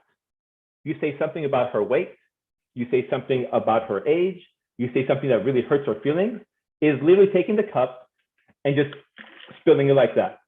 Unlike you, you're like, okay, I'm ready to go. I said something, we argued, and now we were planning all this stuff for tonight. And he's like, no, I'm done. What? And of course, what are you going to do? I am going to, let me see. Oh, I found the hadith regarding the angel is cursing you, and you have to do this and this and this. And she's like, okay, fine. Go ahead. Do what you want. And you're like, well, this is no fun. Hurry up, just get it over with. And I don't want to do this. That's awkward. Oh, what about the hadith? And, yeah, you're right. Okay. And that's not what you want either, brothers. Yes, you're hungry, but you don't eat a meal like that. You want the other side to enjoy together, right? So you're saying, okay, how do I get her to enjoy? So it's not just making her force into it or feel guilty into it, but how can I get her to enjoy it? Because when your wife enjoys and you enjoy, then it will be frequent. But if she's not enjoying, you're not going to enjoy either, because this is naturally something that's wired into men. This is why we want our wives to be happy, because we feed off of that happiness, not just inside the bedroom, but overall in general. And if our wives are not happy and we don't feel like something, like we feel like something's missing between us, you know what I'm talking about, brothers. So now you think to yourself, okay, how do I get this wife happy? How do I make her happy in the bedroom so she wants more? Because then she's like, oh, more water, more water. So small things, small things. As we know from the hadith of the Prophet, before you become intimate with your wife, it is encouraged for foreplay, right? And you do things throughout the day to build it up, right? And again, you're spilling that water into that cup. And you have to be very careful. This cup, again, is not nailed to the shelf. Pay attention to it, because don't come out with all these random second wife jokes when you know she's sensitive to that. Don't talk about her weight if she's sensitive to that. Don't talk about her age if she's sensitive to that. Don't do stuff that's going to self-sabotage yourself, brothers. You know, she's not going to function like you. No matter if her entire cup is full. Again, when a wife is angry with you, literally it's almost impossible for her to be intimate with you. And she will not enjoy it, because her emotions are wired into her in a different way. She flows with those emotions. She goes with that thing. And that's, by the way, what makes her a woman. All that femininity that you enjoy about her, all those things that she has that you really are attracted to, is tied into her emotions, things that we are not tied into as well, right? There are certain things that women find attractive in us that they naturally don't have as much. For example, men who are confident, women are more even attracted to, especially if she lacks that confidence. Men who are very decisive, many women are indecisive. So they lack that piece that you have, so they're attracted to that, a man who's decisive, a man who knows what he wants. They always use the word independent, right? The reason why they keep throwing that word out is because they're attracted to men who are independent. Independent from like being a follower, independent from their parents, and they can do things on their own. They're attracted to those things, right? So you have to think to yourself, what can I do to also make her attracted in the bedroom? So now you say, okay, alhamdulillah, let me think. Well, you don't have to think very much, because the Islam is already given to you. Okay, so let me explain to you guys. I know it sounds like for some people, this is common sense, but for other people, I call it Islamic sense, like common sense, but for Muslims, it's kind of like how women are. We just talked about it. The hadith of the Prophet ﷺ talks about, before you go to your wife to be intimate with her, send her a messenger. And send her a messenger. And people are like, what do you mean, messenger? I got to send some guy to go talk to her, or some sister to go talk to her? No. A messenger is kiss and words. Like this is how you intellectually stimulate her. This all in here, guys, you're like this. This is visual. This is why, like, if your wife's wearing laundry and other things, it's like, all this stuff goes off, right? There's no, which laundry are you going to wear that your wife will go, ooh, it's not going to be the same. It's not going to be the same reaction as you're going to have for her. But for her, it's this.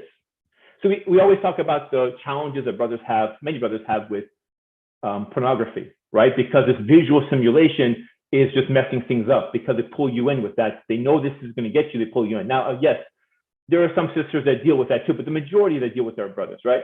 But one thing we never ever talk about, and I see it when I take flights, because I do, as you guys know, I travel around doing these matrimonial events. I'm taking flights, I'm staying there. And while I'm on my computer doing my stuff, the person next to me is, what is she doing? The female is reading her version of pornography, which is this, you know, those books, erotic things, like the man with has no shirt, and he's like in the wind, and his wife is holding on to it. Not his wife, I don't know who she is. She's holding on to his arms, and she's looking up to him, and he's like, and then she's sitting there, and like, you know, she's graphic, she's all into it. That's pornography for her. Now, why do women generally read all these books while men are generally into pornography? This is two versions of pornography, because this is a written version, which just uses her imagination. Because women, if they're intellectually stimulated, and you get them all into that stuff, and obviously with you, not with this goofball who's doing who's this guy? But I'm just saying, like, you have to be that one that intellectually stimulates her. And you build it throughout the day, right? So when you do that, and her cup gets full, and she is happy, now she's looking forward to it again. Now, to be fair to the brothers a little bit, because the brothers are very confused, after the whole thing is over and your wife had an amazing time, then you're like, okay, Baba Ali, tomorrow she's not thinking about it. What's going on? What did I do wrong? Well, this is the funny thing, and this is my opinion, take it with a grain of salt. I personally think women enjoy, those who do are having a positive experience for intimacy. If the man has a positive experience and the woman has a better positive experience, I think the women are going to enjoy it far more than the brothers do. Why is that? Is because, I don't know, we're wired differently, functioning differently. When a woman's body is ready to go, I mean, it can keep going. Men don't function that way. It peaks and it stops. You have to reset and peak and stop. That's how it works. So this is visualized, just going back to the common sense to some extent. There is a microwave and there's an oven. Men are the microwave. Beep, beep, beep, beep, beep. It's already ready to go. What? In 10 seconds, 15 seconds, he's ready to go. He wasn't even thinking about intimacy. It's like a microwave. In less than a minute, he's ready to go. Now, you don't know any better and you get married. You're like, okay, beep, beep, beep, beep. And why is my wife not ready to go? What's wrong with this button? What's wrong with this? Well, first of all, brother, you're talking like a robot. I am not talking like a robot. Yes, you are. You're thinking like a man. Okay, she's an oven. What do you do with the oven? You don't throw a pizza in there. You preheat it. You wait. How long do you have to wait for? You have to wait 15, 20 minutes. Build it up. Build it up. So if you are together in the bedroom, you build it up. Nothing yet. Just kiss her, love her, spend time with her, whisper words to her, let her fantasize. You know, tell her, build up a scenario of things, where you go, and let her visualize.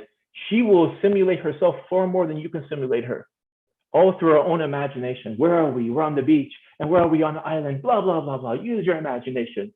Take her there, right? And her body will start preparing itself. So when her body is ready to go, she's far more likely to enjoy it than you just throwing a pizza into the oven and just expecting, why is this thing burnt? The bottom is burnt, the top of it is burnt, and the whole thing is not even cooked properly, because you're treating it like a microwave. It's not a microwave. You know what's a microwave? You are the microwave. It functions differently. So now you're like, okay, I get it. I sweet talk her throughout the day. I do all these things. And then when I'm in the bedroom, now what, Baba Ali? How do I make this positive experience? Well, this takes practice. No matter how much this society tries to teach you that, oh, this is what intimacy is going to be like. The first time you guys be intimate together, it's probably pretty clumsy. Things are going wrong. And it's like me putting you in you're taking a flight. I put you in a plane and says, man, this plane. And you're like, how do you run this thing? There's 100 buttons. That's a woman's body, by the way. There's 100 things, and you're maneuvering it, and you're trying to balance it, and guess what and you crash. And she's like, is that it? Are we over? And you're like, I think so. I don't know what happened. Like, oh. And you're like, man, don't look down upon yourself, because this is normal. With more practice, you'll get better at whatever you're doing. And you go back to it and get better and better. And what you have to do is, when I press this button, what happened? She didn't respond very well. Well, I thought that she would like it. Well, I press this button and it goes, oh, wow, she liked that one. And she resisted. So you are learning, because there's no manual here, guys. You are learning by listening and speaking and interacting what she likes, what she doesn't like, and every plane is different. And then after a while, eventually, you'll land your plane. And she lands her plane, she is on cloud 9. She's like, go again. Like, what? Go again, again. And she wants to go again and again and again and again until you don't want to stop. What are you talking about? So that tells me that's one of my reasons I think they enjoy it way more than men do. As much as you enjoy it, they enjoy it more. They're the ones asking you never to stop. When do men ever say, we're never going to stop? Women will beg you, please don't let this plane ever, let it keep going around. And eventually we're going to land. I want to land for sure, but let this fly around for a while. We just took off. What men do is they just take off and they just crash land like a rocket ship. You press it. How's a rocket ship go, by the way? You press the button and press it and you're done. That's a rocket ship. But women are planes. They don't fly like that. They take off. And you guys know, as you take off on any flight, they say, all right, put your seatbelts on. No electronics for the first 10,000 feet. And once we get to, this is your Baba Ali, captain speaking. Once we get to 10,000 feet, then take out your electronics and we'll start giving you guys some desserts and all the blah, blah, blah, blah, blah. That's the plane too.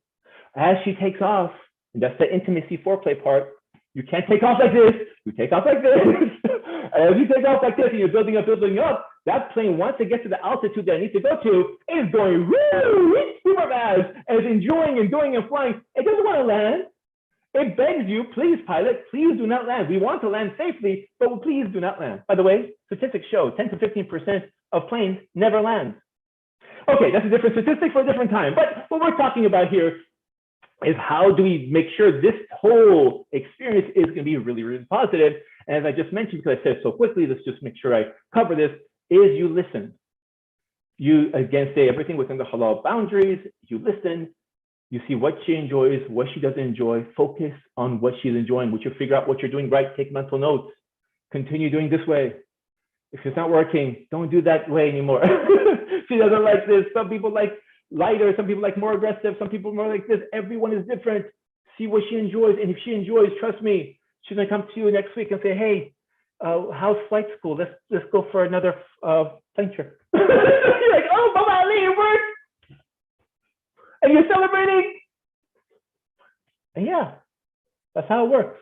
But when we don't know and you don't like, and the flight doesn't want to take off anymore, and you're sitting at the airport and in the hangar, you have the plane, and you bought a brand new plane. You worked so hard for it. You worked your job and you saved money and you paid for a wedding and the mahr and everything. And the plane sits there in the hangar and there's no pilots. And you're wondering, what should I do? And some of you are like, maybe I should buy a second plane. So you guys see what I'm saying? You guys see what I'm saying? So for sisters, it's much easier for you because you don't have to maneuver 100 different things to make your husband happy. It is literally a rocket ship. It's almost impossible for the husband not to be happy in the bedroom. But I will give you some tips if you want to increase his libido to make it more often that he would enjoy. There are certain things that men like, and sometimes men don't say it. The reason why they don't say it because they sometimes concerned of the reaction of their wife or what are you going to say and stuff like that. Men really, really enjoy it at home when you dress nicely for them, when you dress around the house nicely for them. So when you are dressed up and like you're fully covered in the club and hijab at home and there's nobody at home except you and him, it's like, why are you constantly covered with everything? Like I only see your eyeballs at home. I understand if you're out, but why are you like this? Well, I feel comfortable. Well, I feel like I'm married to a ninja at home. And when no one's throwing those little sparks, I'm like, oh, okay. And then he doesn't have visual stimulation. See, women, they need that verbal stimulation to keep them going. He needs visual stimulation from you. And then when you do get eventually to the bedroom, again, you're wired differently. So for him, lingerie works. And let me tell you why it works. There's something that's programmed into the men's mind that they like variety. You know, all these men who talk about second, third, fourth wife, it's this variety that they're attracted to. Women are not necessarily wired the same way, right? So what the men are naturally wired to have different females. So what you can do to click into that part to satisfy that checkbox is when you dress in different lingerie, in different outfits, that fantasy part of him checks. And when you check that, it's much, much easier. Now, brothers, let me give you some tips on what you can do for your wife. Women have this certain thing every day that resets. I tell my wife, it is the worst bank in the world. She's like, what do you mean? I said, if you were a bank, you'd be the worst bank in the world. Every single day, I go and I take my phone and I check my, if you're an app and you're my banking app and I clicked it to see how much is my checking account, it would say 0. And I'll be very confused because yesterday I deposited 50 pounds or $50 and there's no money in it. And yeah, because every day she'll say to the bank, hi, I'm the bank. I see you have a problem, so I'm here to answer your questions. I say, yes, I do have a question. I deposited $50, 50 pounds into my account yesterday. It says 0. So yes, that's how our bank works. I'm like, well, how did, wait, what? So yes, this is how every single day, no matter how many times you say, I love you, and I appreciate you, and thank you for everything you're doing, it resets every day. So you have to constantly make these deposits to keep this bank happy. Otherwise, you're going to close your account. So what happens is you're like, okay, why would anyone invest in this bank? Because this bank does something that your bank doesn't do right now. I'm not talking about interest, but whenever I put any type of deposit into this bank account, they multiply it in ways I can't imagine, and they give it right back to you in ways that you cannot do yourself. That's what makes us attracted to our women, our wife, right? So this is what makes it different. If I can build a structure called a house and work so hard and purchase it, and here's the paperwork, here's my signature, and I come in, it's 4 white walls and a roof. My wife makes that house into a home. I can't do that. It's something that's wired into her. So when I show love to her and compassion to her and appreciation to her, she takes all that, multiplies it, and gives it to me in dividends in ways that have nothing to do with the bank account. But in all these other accounts, I'm like, what is this? Here's your breakfast. I didn't ask for it. And I did this for you, and I took care of this for you. And then she wants more intimacy. She wants to do everything she can to make you happy. And these are the parts we don't realize. We think it's just everything's in a box. This is intimacy, this is this, and this is this. No, if you find ways to go above and beyond to make her happy, to make her feel loved, she'll naturally want to be intimate. She's wired that way. But it's not the natural hunger that you have. And that's the problem. We think the way we do, and they think the way they do, and there's very little communication to discuss, why do you think differently? Or do you even think differently? And we try to counter all the problems with the way we would want to solve it. So if I can't fix this problem, I'll just go get a second one. That's not going to fix it. Now, I'm not against a second wife thing or a third wife thing, but if it's for the wrong reasons, right? Make sure it's the instinct to provide and to take care of, not just, okay, I can't figure out my first wife, so let me go marry a second. That's not how it works. Make sure your first wife is taken care of. Make sure your second wife is taken care of. Make sure all the wives are taken care of. But for the record, I only have one wife, and I'm only one wife person. But I'm telling you, a lot of times I see these people chasing these things, and when you really, really dig down to it, it's the intimacy issue. It's the $1 million question and the topic of this room. How do I get more intimacy? And believe it or not, I can guarantee you 90% of brothers have never had this discussion with their wife. What can I do to get more intimacy from you? And many sisters, they don't know how to communicate it properly. Well, you just have to be this, and to make something very general and very vague. And men don't think that way. Well, I give him clues. He doesn't understand your clues, right? It's funny that they have this, the non-Muslims, they say if a man is interested in a woman, if a woman is interested in a man, she has to give 3 verbal clues, 3 of them, before he catches, with the hopes that he'll catch one of them. So when you're at home, sisters, and you're married to your husband, and you tell him something, he may not catch it. You have to do things multiple times, not because he's not paying attention, it's because his brain is not wired to be paying attention to details. You see details, he doesn't. Well, I did this, I moved my body this way, and that tells him that I don't like it. No, say, I don't like what you're just doing right now. Or I like when you do this. Men need to be, well, why does he have to be told directly? Because his brain is wired. He's a very simple brain. He can do things with his brain that you can't do with yours, and you can do things with your brain that you can't do with his. We're just all built us differently. So the way he communicates, his operating system communicates, he has to be literally told this, even though it's clearly obvious for you, right? So sometimes when a sister is talking to another sister and she doesn't like something or like something, she does like the smallest thing, and the other sister picks it up, right? So they try to communicate the same way with your husband. That's gonna be a problem. he doesn't pick it up. He doesn't know when you're mad. He doesn't know when you're happy. He doesn't know it's like sometimes what you're frustrated or you came back. But how many times does a woman be able to pick that up? And brothers, you know what I'm talking about. If it's not your wife, maybe it was your mom when you used to come home and everything was perfect. And you know that you had a good day today. So how'd you know? And you come home one day and you haven't said a word to her. All you said, Assalamu alaikum. What happened? What do you mean what happened? Something happened today. I didn't say anything. Something happened and you're frustrated, I can tell. I didn't say a word. Why? Because the smallest detail that you don't even realize that you're giving off, she can pick up. And it's the same thing. When women have issues with their husband, they realize there's certain things that you're not telling them, they're picking up, blah, blah, blah, and they're picking up stuff you don't even communicate it. Now what's happening is the female thinks you can do the same thing. So when she's frustrated and mad, or even in the bedroom, sends you signals, she's hoping you're picking the stuff up. And when you're not, then she's like, oh, he's ignoring it. And he's selfish and he's frustrated, and then she starts resenting you. And this comes back to miscommunication again. And that's my 2 cents about intimacy. So I don't know if anyone has any questions, but I hope that you guys got some insight in some of these things. And inshallah, if you did, I ask you to hopefully keep me in your du'as, and if you find it beneficial, inshallah. But you guys want me to come on board and tell you guys how to get more intimacy? Yes. And it works. jazakAllahu khairan. That was a big 2 cents. MashaAllah, tabarakallah. Thank you so much. I think, gave people a lot of food for thought, MashaAllah. And yeah, lots of great analogies.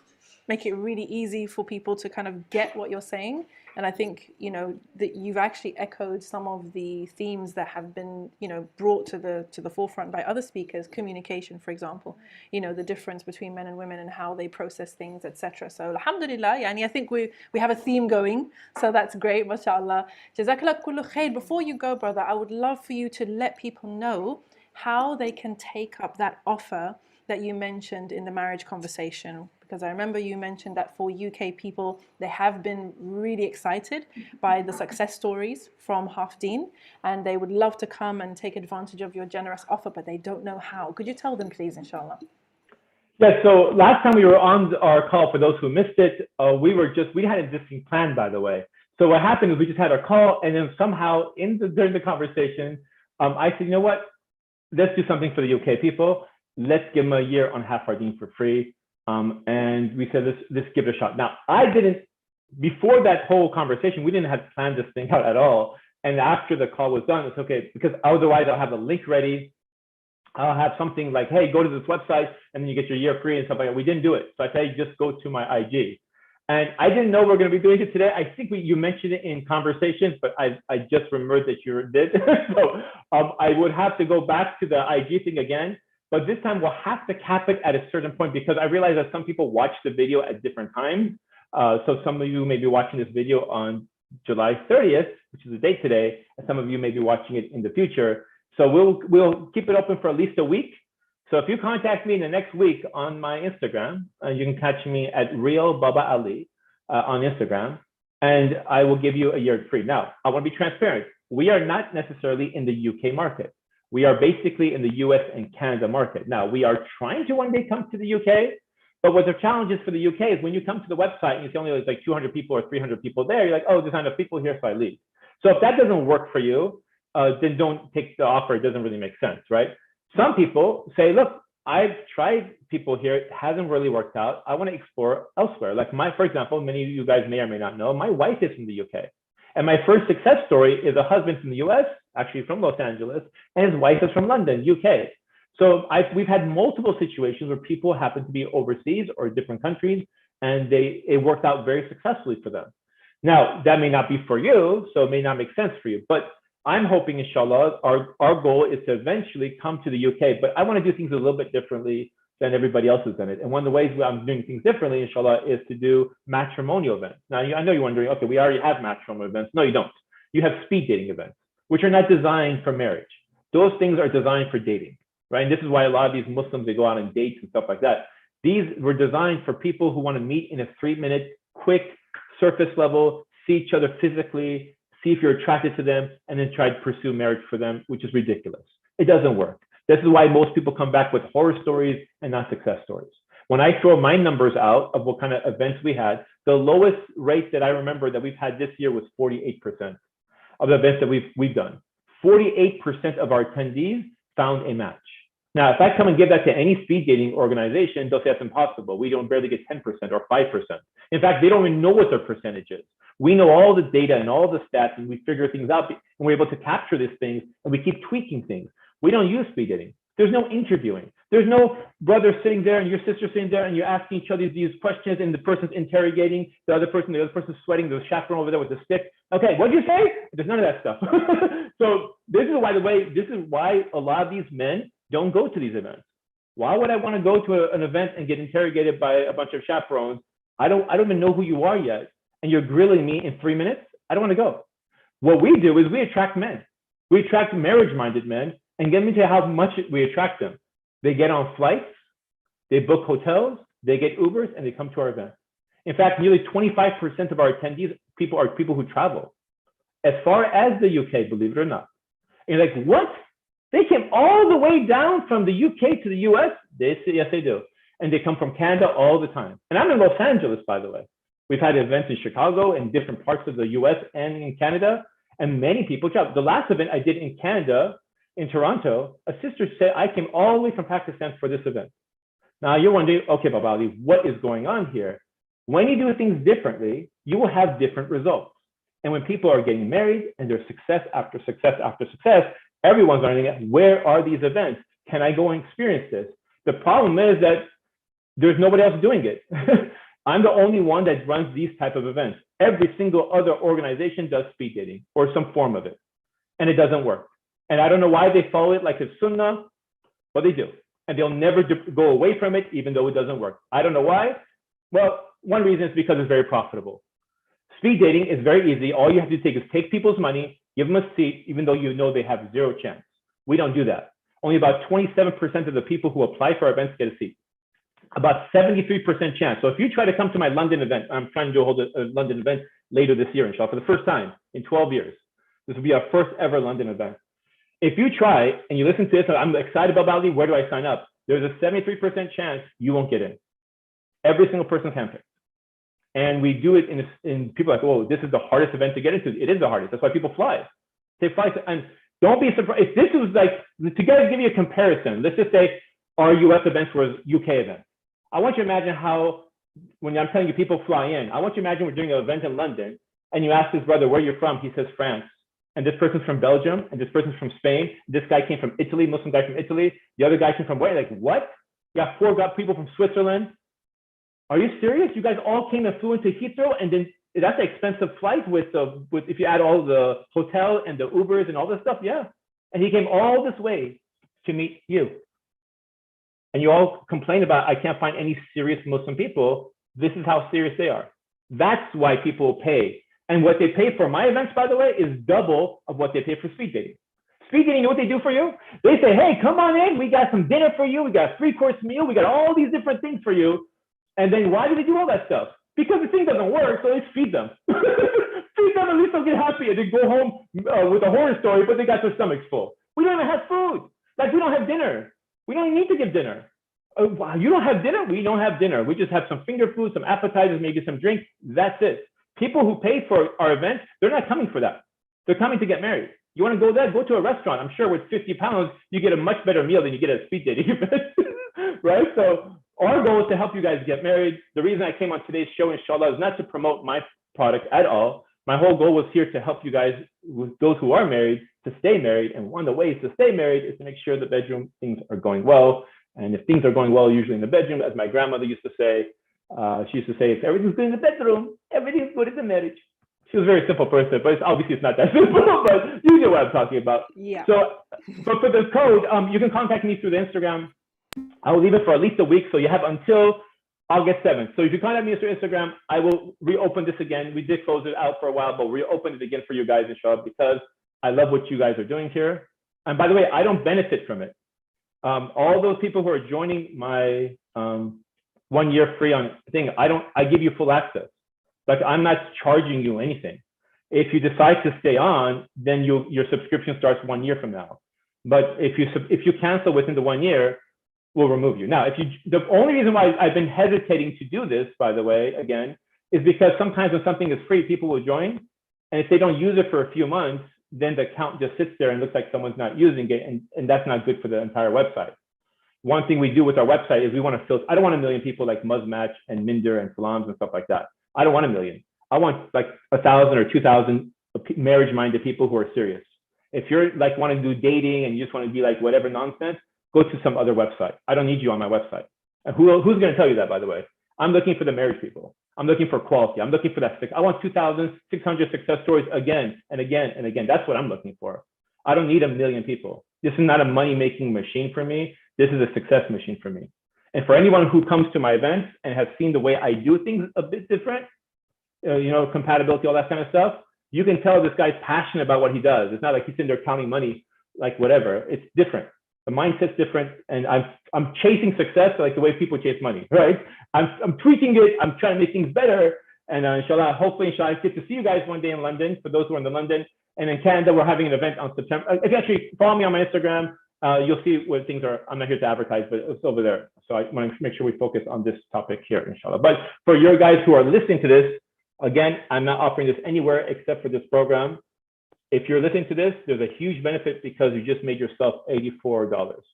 And that is the price that someone's going to pay for an annual subscription. Every single person that comes out everywhere else is pretty much paying, except for the people who are right now listening. So if you're in the UK and you're listening right now, you're one of the few exceptions that are actually getting a paid membership. And now you're getting a 10-day or 30-day or 60-day, 90-day. You're getting a 1-year membership. That's plenty of time. And again, I don't benefit. If it works for you, what are you going to do? You're going to get married and you're going to leave the website. I don't make a penny. If it doesn't work for you, what are you going to do? You're going to leave the website. So I don't win either way, right? There's no money coming in my pocket. I'm doing this for Naomi Robert because her program is amazing and what she's doing is amazing. And I want to make sure you guys benefit from it, inshallah, somehow for me to be beneficial for you guys. And if it works for you guys, inshallah, keep me your du'as. Again, we only have a few hundred people from the UK. Our numbers are low, but hopefully with a lot of these people using it, maybe you guys all who are watching the show will meet each other. And maybe some things will come out of that. So hopefully that helps, inshallah. Absolutely love that. Stella, as always. And jazakAllahu kullu khair for your generosity for our people. We appreciate it, mashallah. And we will send an email about this to everybody who's signed up for the intimacy conversation. JazakAllahu khairan. I think that this is going to be one of the popular videos that people are going to end up sharing and passing on to other people in their circle, because you approached a delicate topic with a lot of humor and a lot of sincerity, and hopefully people won't feel too too embarrassed to even bring up some of those analogies, because they were great. I love a good metaphor. Very, very happy whenever I hear metaphors being used, mashallah. Jazakallahu khairan. So I've got Sister Haleh Banani now, who's our next speaker. Mashallah. So I'm going to let her on, inshallah ta'ala. Sis, let me know if you're able to come on. And brother, thank you so much. May Allah bless you. Please give our salam to the family. Jazakallahu khairan. Wa alaikum. Assalamu alaikum. Haleh. Assalamu alaikum. All right, buddy. Assalamu alaikum.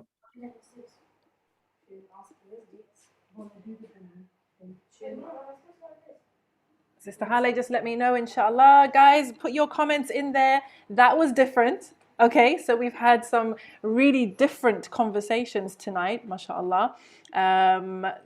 Lots to process, lots to work through. Want to see what you guys think in the chat. Our VIPs are very quiet in this conversation, which is very interesting. But in YouTube, mashallah, the chat is very lively. So really happy to see you guys, responding to the speakers and reflecting on them, mashallah. And yes, Brother Talha, we do hope that they do an event in the UK, because I think it will be a breath of fresh air, inshallah, for those who are looking. And may Allah bless every one of us with spouses that are the coolness of our eyes, and allow us to enjoy the benefits of in this dunya and in the akhirah, inshallah. So our recording is stopped. We're going to continue the live stream until the hour, which is 11 o'clock UK time. Then Sister Haleh Banani is going to be presenting on the 7 killers of intimacy. So, you want to hear that. So, inshallah, now's the time to stand up, stretch, get some water, go and, relieve yourself, do what you got to do, and come back to join us, inshallah, for Sister Haleh's talk, bi'idhnillah. Jazakallahu khairan.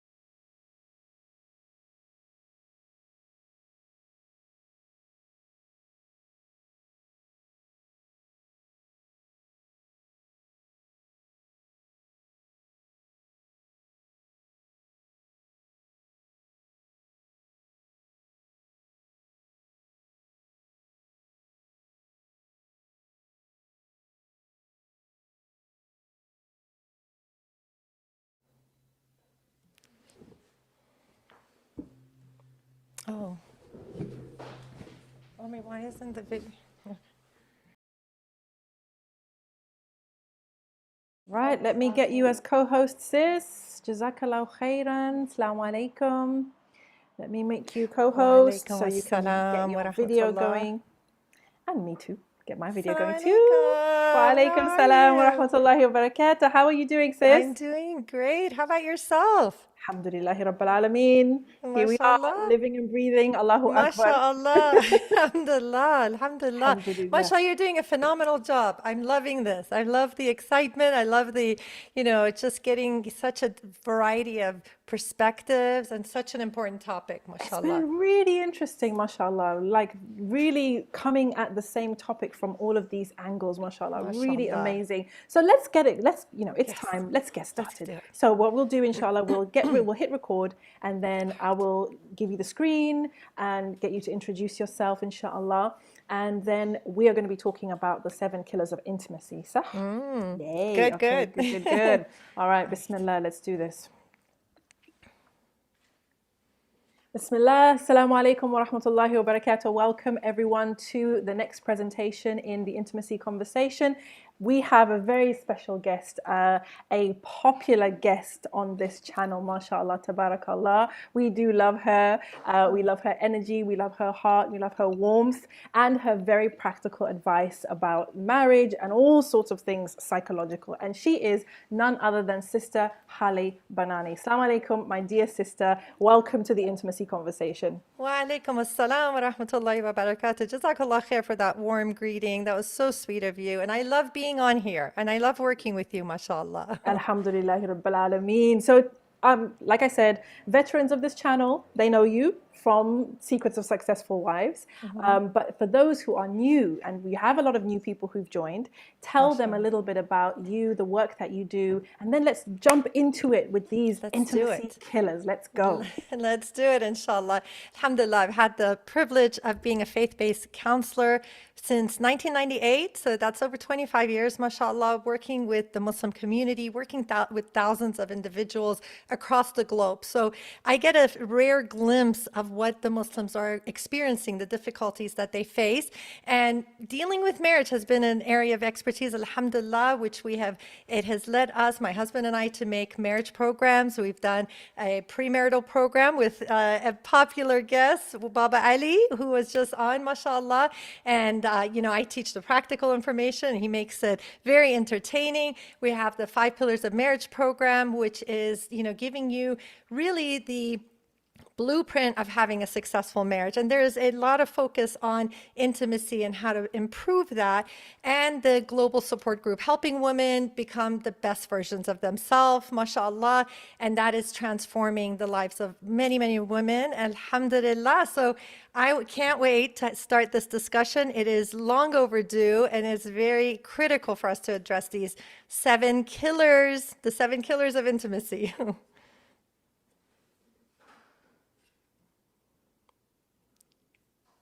Okay. Are we doing it? I wasn't sure if we're doing it in conversation style or you just want me to go at it. Let me know, sister. All right.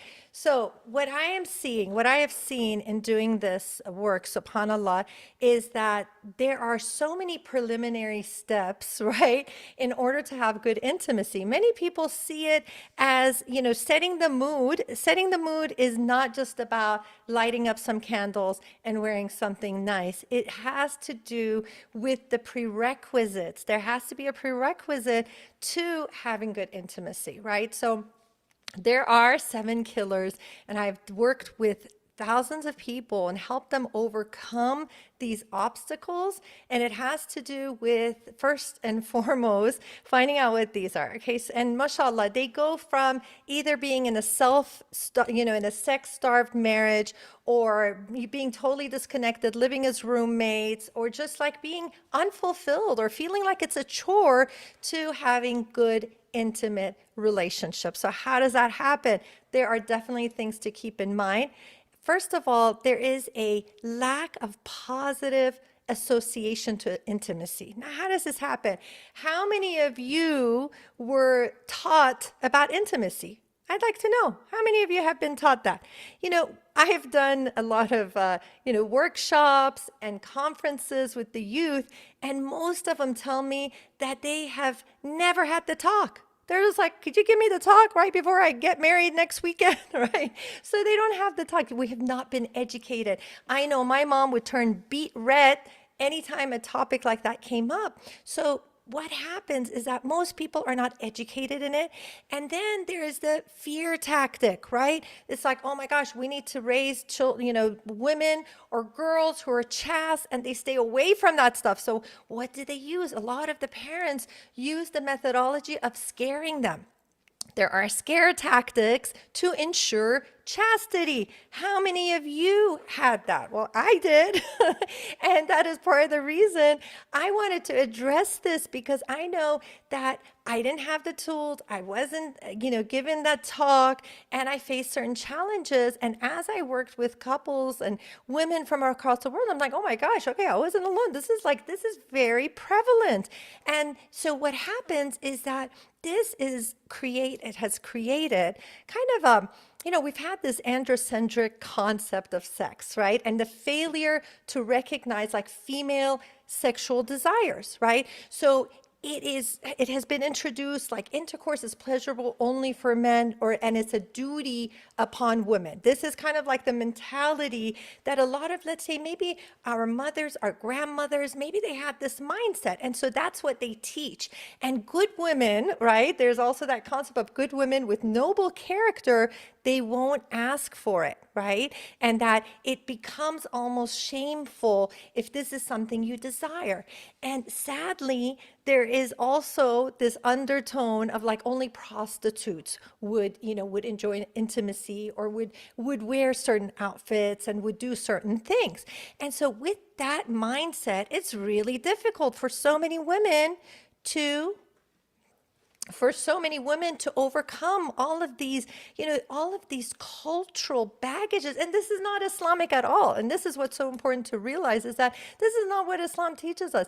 The Prophet ﷺ said he loved and he respected the women of the Ansar because their haya, right? It was like they had the haya, but yet they were not afraid to talk about intimacy, ask questions about it. So that's really important to realize, that there are certain cultural norms we have to overcome. I've had clients that, they feel so dirty afterwards. Some actually cry after intimacy because of this mentality. This has been pushed on them, subhanAllah. And we have to also look at it. How many people have been taught that, this is your duty, it is a chore, and if you don't do it, the angels are going to curse you. We have to look at the psychology of duty versus desire, right? If something is a duty, and if you feel like, oh my God, if I don't do it, you're going to feel less, you're going to feel less motivated, right? And your heart is not going to be in it, and you're not going to be engaging. And so in Islam, what we need to realize is that the act of intimacy is pleasurable for men and pleasurable for women, right? And it's a duty of a wife as much as it is the duty of the husband to please one another. So we need to stop presenting it like that. The hadith about the Prophet ﷺ saying that if a woman, she prevents or holds back the intimacy, they will be cursed. This was an intent. Okay, the intent of the hadith was to not use intimacy as a form of manipulation, which I have seen. I have seen some people, some women will use it, and some men as well, as a way of manipulating. So we want to make sure that we have to adjust that the misconceptions. Okay, so the first killer was what? Is the lack of positive association. It's bad, it's shameful, it's haram to wear certain things, act certain ways. So that is the first thing that we need to correct. Sister, are you chiming in, or is this, I just want to know because are we doing it as a conversation, or should I go ahead? I want to be able to give you the chance to chime in if you want to chime in. All right, I think we're just doing it. All right. All right, then the second thing is a lack of self-esteem and body image.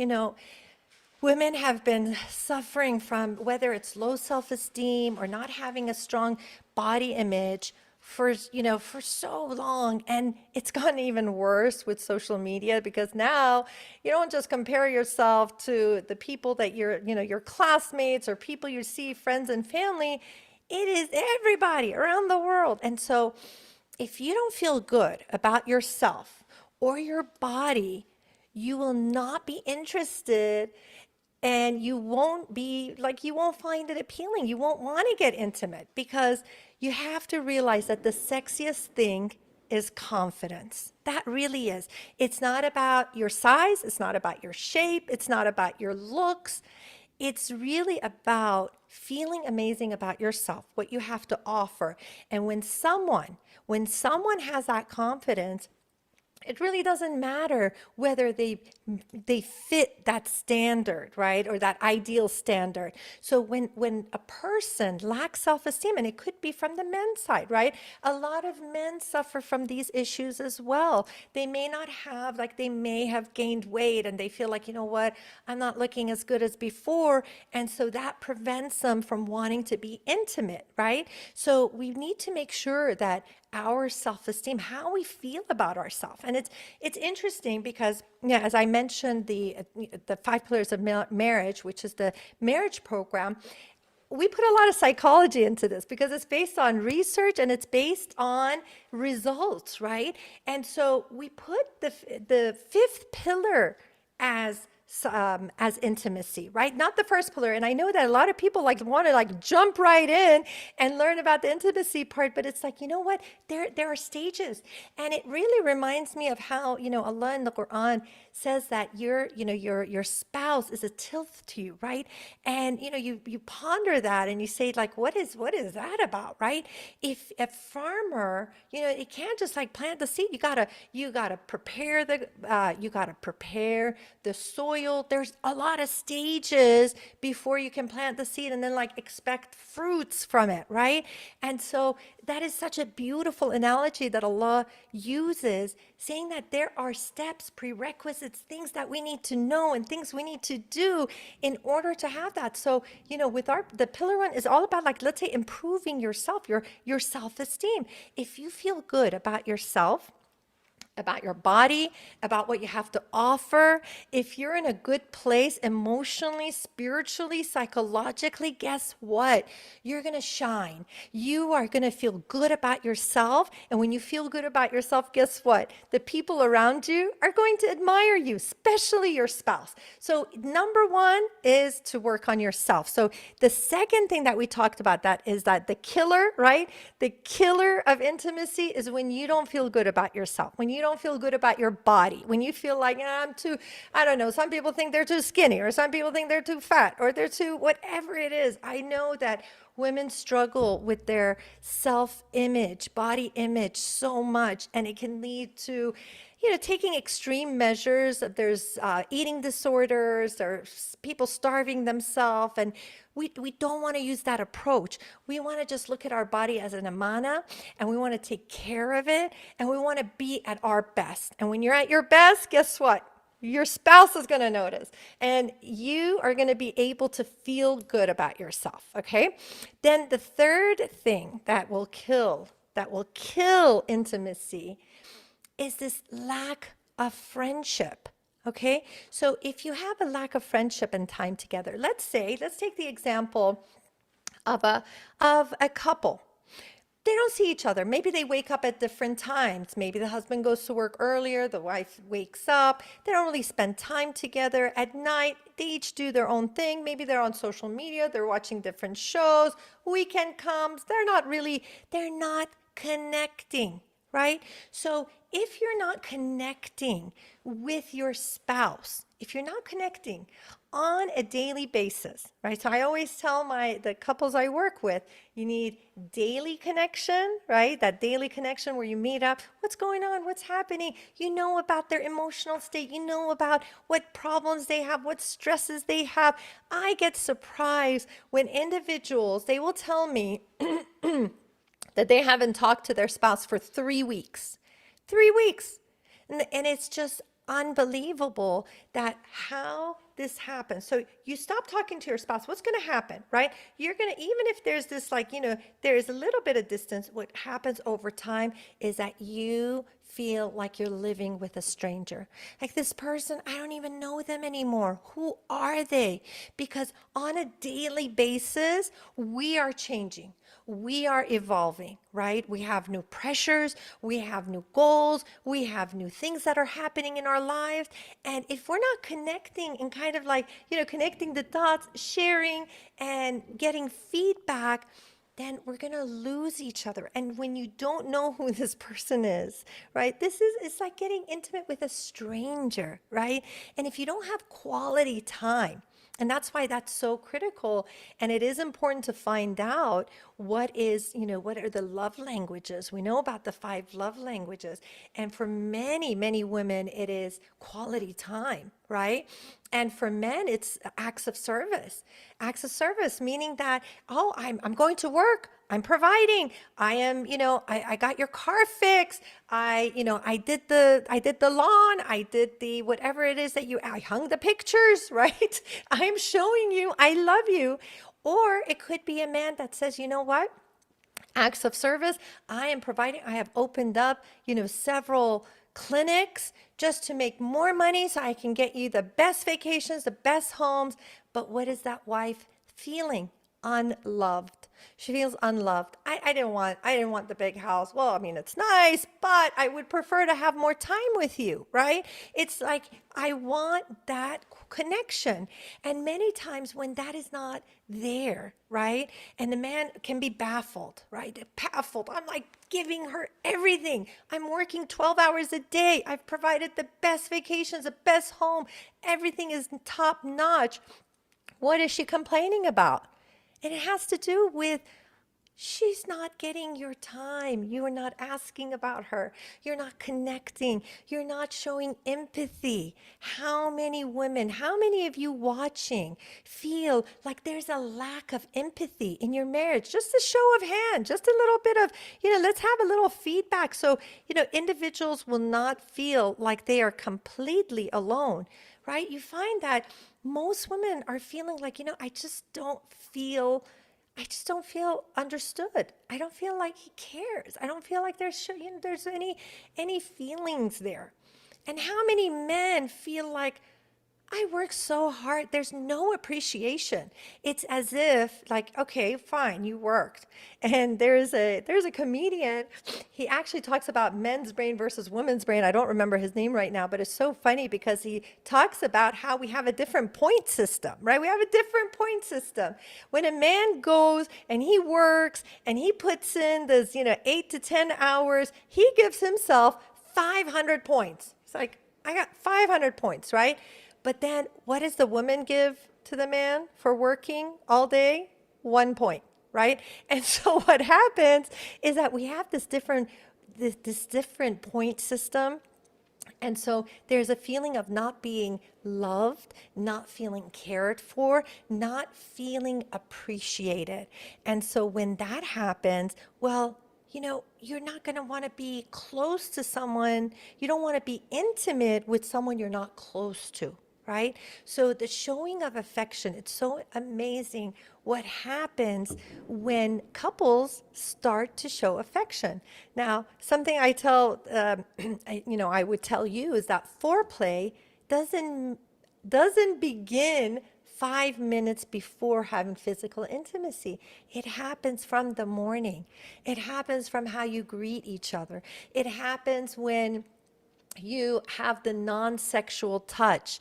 It is the caressing. It is the hugs. It's the compliments. It's that quality time. It's being there and saying, you know what? Let me do the dishes tonight. You're really tired. Let me put the kids to sleep, right? So all of that has to do with foreplay. And when a woman feels like, oh my gosh, he is tuning into me. He knows what I need. He is there for me. He's making my life easier. He's making me feel great. Then the woman will open up to that, to the intimacy. Now, for men, a lot of times I have noticed that there are some role reversals. There's some, with all that has happened in our societies, and you find that many, many men are wanting that emotional connection as much as the women, right? And I see cases where the woman is not as interested, surprisingly, and they're more into the act. So I'm seeing lots of changes, especially in this past decade. And you find that many men are just like, you know what, if she's not showing any interest in me, if she's not asking about my day, my work. I mean, I had one client, he had to deal with, he was a physician, and his clients would die on him, and he would get so worked up and so sad. And, sometimes the women are just completely disconnected.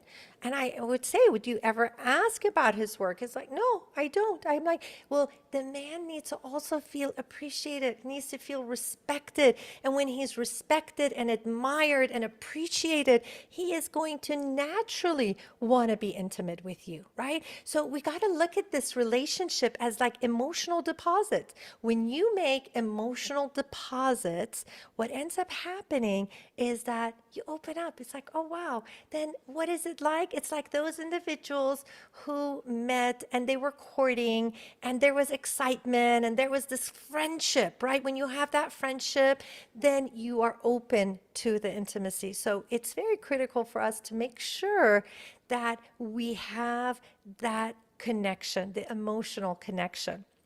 Okay, so very quickly, the first one, what was the first killer? The first killer was a lack of positive association to intimacy, right? It's all that cultural baggage, I would say cultural garbage that has nothing to do with the deen, because we are told that you will be rewarded, right? The Prophet ﷺ said to the Sahaba that you will be rewarded when you do acts of intimacy. And they were surprised, like, we're going to be rewarded for this? It's like, yes, absolutely. Because if you did it in the haram, you would be punished. But doing it in the halal, and I have a joke with my couples, and I just say, you know what? It's like, enjoy your halal meat, right? A lot of times people are searching outside of their marriage. They're trying to like create that excitement because it's just not there at home. There's no flirting, there's no touching, there's no interaction. So people get desperate. Sadly, they get desperate. And the best of people who are religious, they're muhajjabas, they are, going to the mosque, they're doing all that. If they are in a sexless marriage, sadly, they may take routes to just try to fulfill themselves. And sometimes it's haram routes, right? So that was the baggage. We know that we need to get rid of that cultural baggage. Second was that lack of self-esteem and body image. We've got to work on ourselves. We gotta make sure that we feel good. We don't have to be a certain size. I'm not telling you to go out there and, look a certain way, but at least make effort to be your best, right? As long as you're making some kind of effort. Then it is, having this lack of friendship when you don't have time together. And that is like something that I go in depth about. Like, how do you connect with your spouse? How do you make them feel loved? How do you light them up? Have you ever woken up in the morning and said, you know what? How can I just bring joy to my spouse? When I tell that to most people, they're just like, what? Never thought about it, right? But if you start thinking about that and thinking, what were we doing during our courting period? What was it that made us just like, let's say, very passionate for each other? Now, I know there are some people, maybe it was arranged marriage, maybe it was like, you didn't know the person and it's like you had to build to it, and maybe it never existed. And I feel for you, I understand. I know that a big population of the people I work with, it was arranged. It was, our parents were friends. And so this is a good match, right? And so you may have not experienced it in the past, but it is possible to experience it now, because once you start doing these things, so when I say, let's recapture the courting period, and they'll, I didn't really have a courting period. I don't know what you're talking about. I wasn't in love. I wasn't even attracted, right? So I get that. But what I have seen is that when people start applying these principles, when they start feeling good about themselves, once they start making the emotional deposits, then what happens is that the person will start opening up to it, and they'll start enjoying. They will have that friendship, and they'll be like, you know what, this person is actually, they are my source of comfort. They're my source of comfort. And this is how Allah intended marriage to be. وَجَعَلَ بَيْنَكُمْ مَوَدَّةً وَرَحْمَةً. That Allah has put what between you? It is the mercy and compassion, right? And so in love and compassion and mercy. So if you're not providing that for your spouse, you're not fulfilling. You are not fulfilling a commandment of like what marriage is supposed to be like. Does your spouse come to you for comfort? Does your spouse come to you to feel a sense of relief? If you do that for your spouse, I guarantee your physical intimacy will be better.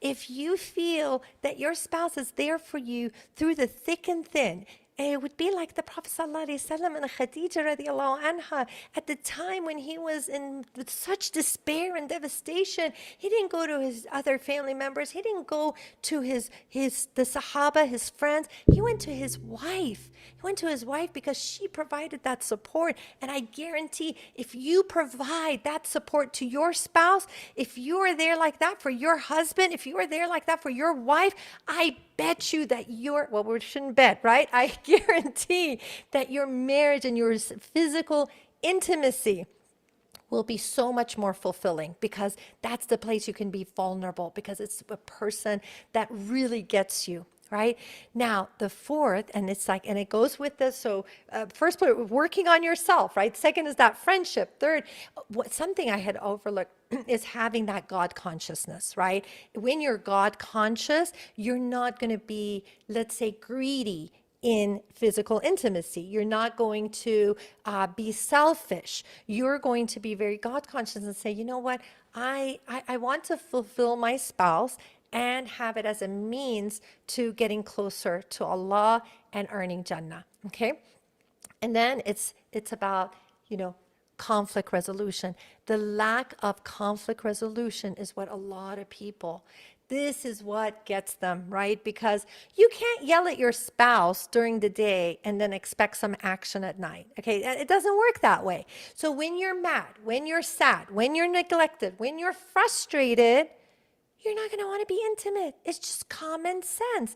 And it's surprising how people will not make that connection. Okay? You just called him a loser and then you want to be intimate. Or you just yelled at her and said, I don't care about you, or you're not attractive, and then you want to be intimate. It doesn't work that way, right? So you have to know how to resolve your problems, because look, problems are guaranteed, right? Allah has promised us that He will test us. وَلَنَبْلُوَنَّكُمْ بِشَيْءٍ مِّنَ الْخَوْفِ وَالْجُوعِ وَنَقْصٍ مِّنَ الْأَمْوَالِ وَالْأَنفُسِ وَالثَّمَرَاتِ وَبَشِّرِ الصَّابِرِينَ. Allah will test you with loss, with hunger, with all sorts of difficulties, and Allah is giving glad tidings to the people who are patient. So as life goes on, we are going to be tested. We're going to be tested with our children, with our money, with our relationships, with our marriage. And how you learn how to solve those problems. If you don't get it, if you don't know how to solve problems, your marriage is going to suffer. It definitely is going to suffer. So a good marriage is not one without conflict. It is one who knows how to, if you know how to resolve the conflict, okay? So when you know how to resolve the conflict and you have an issue and you're able to talk it through and you get to a good solution, right? You're going to want to be intimate with this person, because it's not, how can you expect your spouse who has just been humiliated, just been sometimes, you've been physical with them, okay? Not the good physical, right? It's like being, shaking your spouse or grabbing them or doing things like that. How do you expect that person to become vulnerable to you and be intimate? Right? It just doesn't make logical sense. So we need to learn how to resolve those problems.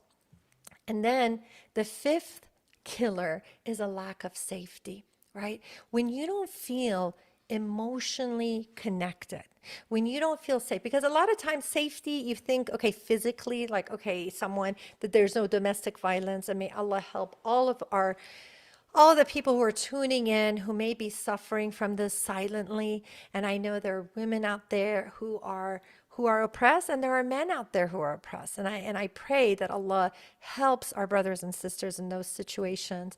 And the physical safety, that's one aspect of it, but there's also a lack of emotional safety, right? It's this feeling of, you're afraid to be mocked, right? I had some ladies tell me that, they would dress up, the husband would just laugh at them, right? Like how degrading, right? You're making an attempt to initiate, to look good, and then the person mocks your body, right? There might be this fear of rejection. Like you're going to take that initiative, you're going to put yourself on the line, and then the person is like, no, I don't want to, right? And it can go both ways. It could be the woman, it could be the man. What I'm seeing, so many women suffer from not being sexually fulfilled. So many of them, and they are stuck because they can't really talk about it. And that's why it's so amazing what Sister Naima Roberts is doing in having these very challenging conversations. I remember almost a decade ago when I was first asked to talk about physical intimacy. It took me 1 year of contemplation, doing a sahara, talking to the sheikh, wondering if, is this appropriate? Is this, should we talk about it? And I got the green flag. Yes, we need this because our marriages are suffering. And what I have seen is that individuals, the couples who they're in a sex-starved marriage, they end up doing one of many things. It's either they will, they will cheat and this happens, or they will go a haram route. I don't even want to list all the things that I have seen and heard, subhanAllah. So what we need to do is safeguard our marriage from infidelity by having good intimate relationship. It actually protects you from going in the haram. Okay, so that safety is making sure that you're not going to be ridiculed. You're not going to be made fun of. You're not going to be rejected. Okay, and then it's about what is the next killer? The lack of communication. You know how many couples have admitted that they never talked about intimacy? How do you expect to be fulfilled if you're not giving any kind of feedback, if you don't talk about it, right? I mean, I have some couples who actually can never get the message across that they are interested. I have people who have to come up with code words. Now, I'm not, if that's how it is, if you're that shy and you need to have that as a method, I'm not knocking it. I actually suggested to some people. And so some people will use, I would like some dessert, tonight. And it's, it might be surprising to you, but this is how it goes back to that, the cultural baggage, right? We shouldn't, good girls don't talk about this. We shouldn't talk about it. A lot of men, they feel, I'm embarrassed to talk about it, right? Well, I didn't know. I thought you want, I didn't know you wanted, I wanted, it's like so confusing. So it's a matter of, if you don't talk, how can you expect to be fulfilled? So I like to use an analogy that is like, imagine if a waiter comes to you and says, what would you like? And you're like, guess what it, it's just, it would be absurd, right?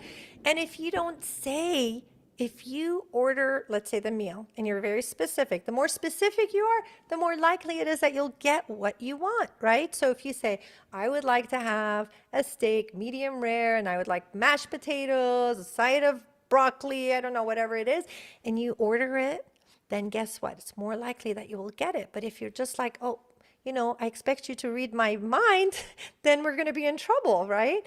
So another aspect of this is the lack of education, right? That kills it, because if you don't know, right, if you don't know about intimacy, you were not given the talk. I kid you not, I was giving a talk to the youth, and there were about 100 of them, like 50 girls, 50 guys. And there was such a misconception, right? A lot of the women, a lot of the girls, they were so overly protected. The father even told her that if a guy touches you, that you will get pregnant, and sent her off to public schools, right? And then there are the guys, and then they have seen and heard and done everything. So you have like this, just such a mismatch. And I literally had a girl come up to me, she's like, I'm engaged, I'm about to get married, could you please give me the talk? Because I don't know what to do, I don't know what to expect. So you find that a lot of the men who have been exposed to pornography, they have very unrealistic expectations, and they think that is what a woman wants. And it's the way I explain it to them is kind of like someone watching a sci-fi movie and then wanting to act out the sci-fi movie. It's not accurate. And so it is so important to learn about intimacy, the way we're doing now, from an Islamic perspective, but a healthy Islamic perspective, not one that is jaded, with all of this cultural baggage. We have to realize that we got to rid ourselves of all of that negative association. We got to feel good about who we are, about ourselves, work on ourselves, right? And then make sure that we have the friendship You know, you can't stop connecting with your spouse. You can't stop caring. You can't think that you can go through life with a person, being their roommate, not sleeping next to each other, not caring for each other, not doing anything, and then somehow magically have this like amazing intimate relationship, right? It's just not going to happen. And if you don't know how to resolve your conflict, if you go and you're constantly mad and frustrated and sad, then what's going to happen is that you're not going to want to be intimate, right? And so we've got to build a safe haven in our homes, the way Allah wanted for us to have, a place where we can put down our guards, we can be ourselves, and we can feel comforted. We can feel loved. We can feel cared for. We can feel that this is a place that I can just, I can be myself, and I'm going to be loved, and I'm going to be accepted, and I'm going to be, celebrated. Imagine being in a relationship like that. Obviously, you're going to want to be intimate with someone that really cares about you and talk about it. I know it's awkward. I know that there's just a lot of hang-ups and a lot of like taboo. And I loved how Sister Naima was saying, shh, we're going to talk about intimacy, right? And I know it is a taboo, but we do need to talk about it. We need to talk about it as a community. We need to talk about it with our spouse. If you don't talk about it, then you're going to feel unfulfilled, right? Just remember, you can't expect the waiter to guess what it is that you want to order. Specify, okay? And then just, we need to increase our education. We need to do it in in an Islamically correct way, inshallah. And I believe that we need to have some time for Q&A. So I'm going to stop there and see if Sister Naima, if there are some questions that we need to answer, just let me know, inshallah, because I know that's what we had discussed, is to have like a little bit of time for the Q&A. So please let me know if there is. Oh, so here we go. Let me see in the chat. All right, so even if a man does not instinctively feel the desire to be empathetic, he should think strategically, for the sake of having sex, that he should do this daily soundboard exercise with his wife and practice active listening. Is this correct? Yes, even very good point. Okay, I'm guessing this is a brother. Okay, yes. Okay, I was just having a session yesterday, and the wife was complaining, oh, my husband is not empathetic. I go, you know what? I get it. There are some people may not naturally be empathetic, but you learn to validate the feelings. Validating is not the same as agreeing. Okay, so what and women are really great about this, and that's why we love talking to our girlfriends. We talk about, oh, like this happened to me, that happened. And then we're just like, oh, that must have been really painful. That must have been so hard. Oh my God, right? And that's what we need. And it's funny because, as a counselor, I have my fix-it hat on. And I remember one of my girlfriends was talking about a marriage issue that she had. And, I was like, okay, here's what you do. 1, 2, 3. And then she's like, Haleh, sometimes I just want to vent. So I'm like, okay, I get it. I'm just going to sit and say how terrible it is, or I feel bad for you. And that's what it is. And one of the things that, my husband and I have agreed to do, because he always, he has his fix-it hat on, is that he'll say, do you want a solution? And sometimes I want to say, sometimes I don't, and sometimes I want to vent, right? So let's see. Would the speaker please address the issue of men being seen as weak by their wives when they express vulnerability? Okay. Yeah, I feel for the men because, growing up, a lot of times they get mixed messages, right? So it's this like, men don't cry and be a big boy and you shouldn't show, stop crying and stop sharing your feelings. And so they have to kind of build this armor, right? And then they go into a relationship and they're expected to be very, very vulnerable, right? And so it's hard. So some men will just like not have it in them to be expressive. Now, your situation is that when you are expressing yourself and being vulnerable, a woman might see it as weakness. Well, I see it as a huge source of strength when you are in touch with your feelings, but you have to make sure that it doesn't, go to the other extreme, right? Because what I've seen is that some men, they are expressing themselves and they are, they're expressing themselves, they're sharing, which is good, a healthy amount, right? But sometimes if it gets excessive, some of my clients will say, I feel like, I feel like he doesn't act as manly. Like I want a leader, I want someone. So you have to be very careful in balancing it out. You want the strength, you want her to feel like, she can rely on you, you're strong and reliable and a leader, but at the same time you show emotions. But if it's all about the emotions and not enough of the leadership, that's where it can go wrong. All right, let's see. What else? Sister, will you be covering how men have been through childhood sexual abuse, later have intimacy issues, yet refuse to get therapy? How does a wife tackle this? The earlier talk, Brother Gabriel said masturbation is haram. Now, in a situation like this, what is a sister to do? I'm sorry to hear that. Sexual abuse has a profound impact on, on the person who experiences it.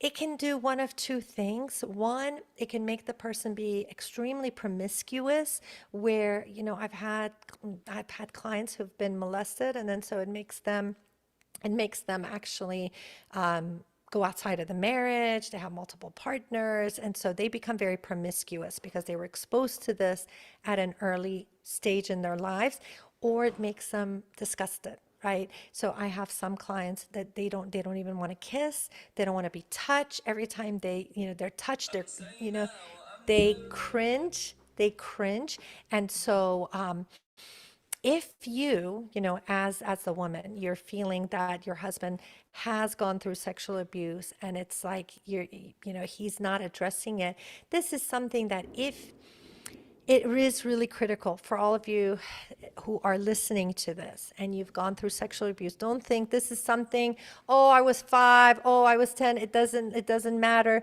And if you're struggling, right, because some people have that experience and then they overcome it, right, because they worked on themselves, they studied about it or whatever, they got counseling, right? But other times you find that if you're having problems in your marriage and it's, it's intense, you need to get help and you are able to get over it. Now, for the woman who is saying, what is she to do? I'm not here to give any kind of fatwas. I know that I did a segment with a sheikh, and there are differences of opinion, and that's not my area to say what is halal or what is not. What I have known is that if it prevents you from the haram, then that is permissible, not as pastime, but as a way of protecting yourself from going into the haram. So I pray that Allah eases your situation. Are there any other questions? Okay. Are there any other questions that we can address? Assalamu alaikum, my dear sister. jazakAllahu khair for such a wonderfully comprehensive talk, mashallah. I've actually got some questions here in the Q&A. Have you had a chance to see them? I see. I addressed the ones that I saw. Okay. But are there more? Let me Yeah, there's see. Maybe more. that Just was scroll the down. chat. There's lots. There's a couple lots. more. Okay, Yes. why is this not moving? Let me see. Could you read them to me? Sure, that's no problem. All So right. here, this person said, even if a man does not instinctively feel the desire to be empathetic, he should think strategically for the sake of having sex, so that he should do this daily. soundboard Yes. exercise with his wife, and practice active listening. Is this correct? Yes, yes, it is correct. And I did address it. I read this one, Okay. Oh, and okay. I was talking about how many men may lack that empathy. But if you do want to have that intimate relationship, you do need to sit, listen, make those emotional deposits, whether you're like really feeling it or not. But it really makes a difference when a woman feels heard and cared for, she will open up physically. MashaAllah. And this is exactly the advice that we've been getting really across the board from everyone. So Yes. those who are listening, please take heed. And sister, please, can you let everyone know where they can find you and what you have available for them? I know you have so many amazing programs, mashallah, and Yeah. ways in which you can help, a great variety of people. Please do tell us, inshallah, before we finish Sure. up. Sure. Well, if you go to halehbanani.com, and if you can spell out my name, not everyone may know how to spell it, but halehbanani.com, under courses, I have the marriage programs, which is 5 pillars of marriage. It's very comprehensive. It'll give you all the it'll give you all the tools and the weapon. Okay, so there are free material. My husband is reminding me to give some, it's just something as a gift to all the listeners. So there's a webinar. So it's halehbanani.com/, free class. Okay, free class. And that will definitely give you a lot of tools, help you along the way, right? And then I have the mentorship program, which is the Mindful Hearts Academy, that will rebuild you, right? You know what I talked about as far as your self-esteem, feeling good about yourself. So that mentorship program will definitely, it'll transform the way you feel about yourself so that you can celebrate who you are, and it'll affect your spouse. And the premarital program that I have with Baba Ali, which is called Laugh and Learn. And so that one, for those of you, I know it's marriage season and you want to give a gift. It's the best gift you can give is the gift of having a good marriage. So many people spend on their wedding, but not on their marriage. So inshallah, I would be so happy and honored to be able to help you in this journey. And if you're at the end of your rope, I always say, give it one last try, inshallah. Oh, mashallah. I absolutely love that. And yes, guys, that is an idea for the wedding season. Instead of giving people more sets of plates, of which they will have many, why not get them one of these amazing courses, inshallah, so they can truly invest in their marriage, bi'idhnillah. Jazakallahu khairan, my dear sister. As always, it's wonderful to have you. We will send your details out to the list and everybody who signed up, inshallah. Please, please, please, we make dua for you and your family and your whole household, for Allah subhanahu wa ta'ala to accept your deeds and to allow you to continue to benefit the ummah. We love you, we appreciate you, and inshallah we will see you again. Jazakallah Thank khairan. you. Well, and jazakAllahu khairan for having me on. And I really admire the work that you're doing, Sister Naima. MashaAllah, I'm cheering for you anytime I see a new program, and you are really, really exerting yourself as such an example and setting up this course, specifically this discussion about intimacy, is so powerful and so needed, and you can't imagine how much it will impact the lives of so many people. You probably can't imagine, that's why you're doing it, but That's what I'm jazakallah hoping khair. for. That's what we're hoping for, sister. Jazakallah Mashallah. khairan. And Thank everybody you. else, good night. We will see you again tomorrow. Inshallah, we have some more wonderful sessions coming up. Please don't forget to upgrade for VIP if you want Sister Anisa Kisoon's private workshop, Sacred Seduction. You don't want to miss it. We'll see you on the other side, inshallah. Jazakallah khairan. Assalamu alaikum wa rahmatullahi wa barakatuh.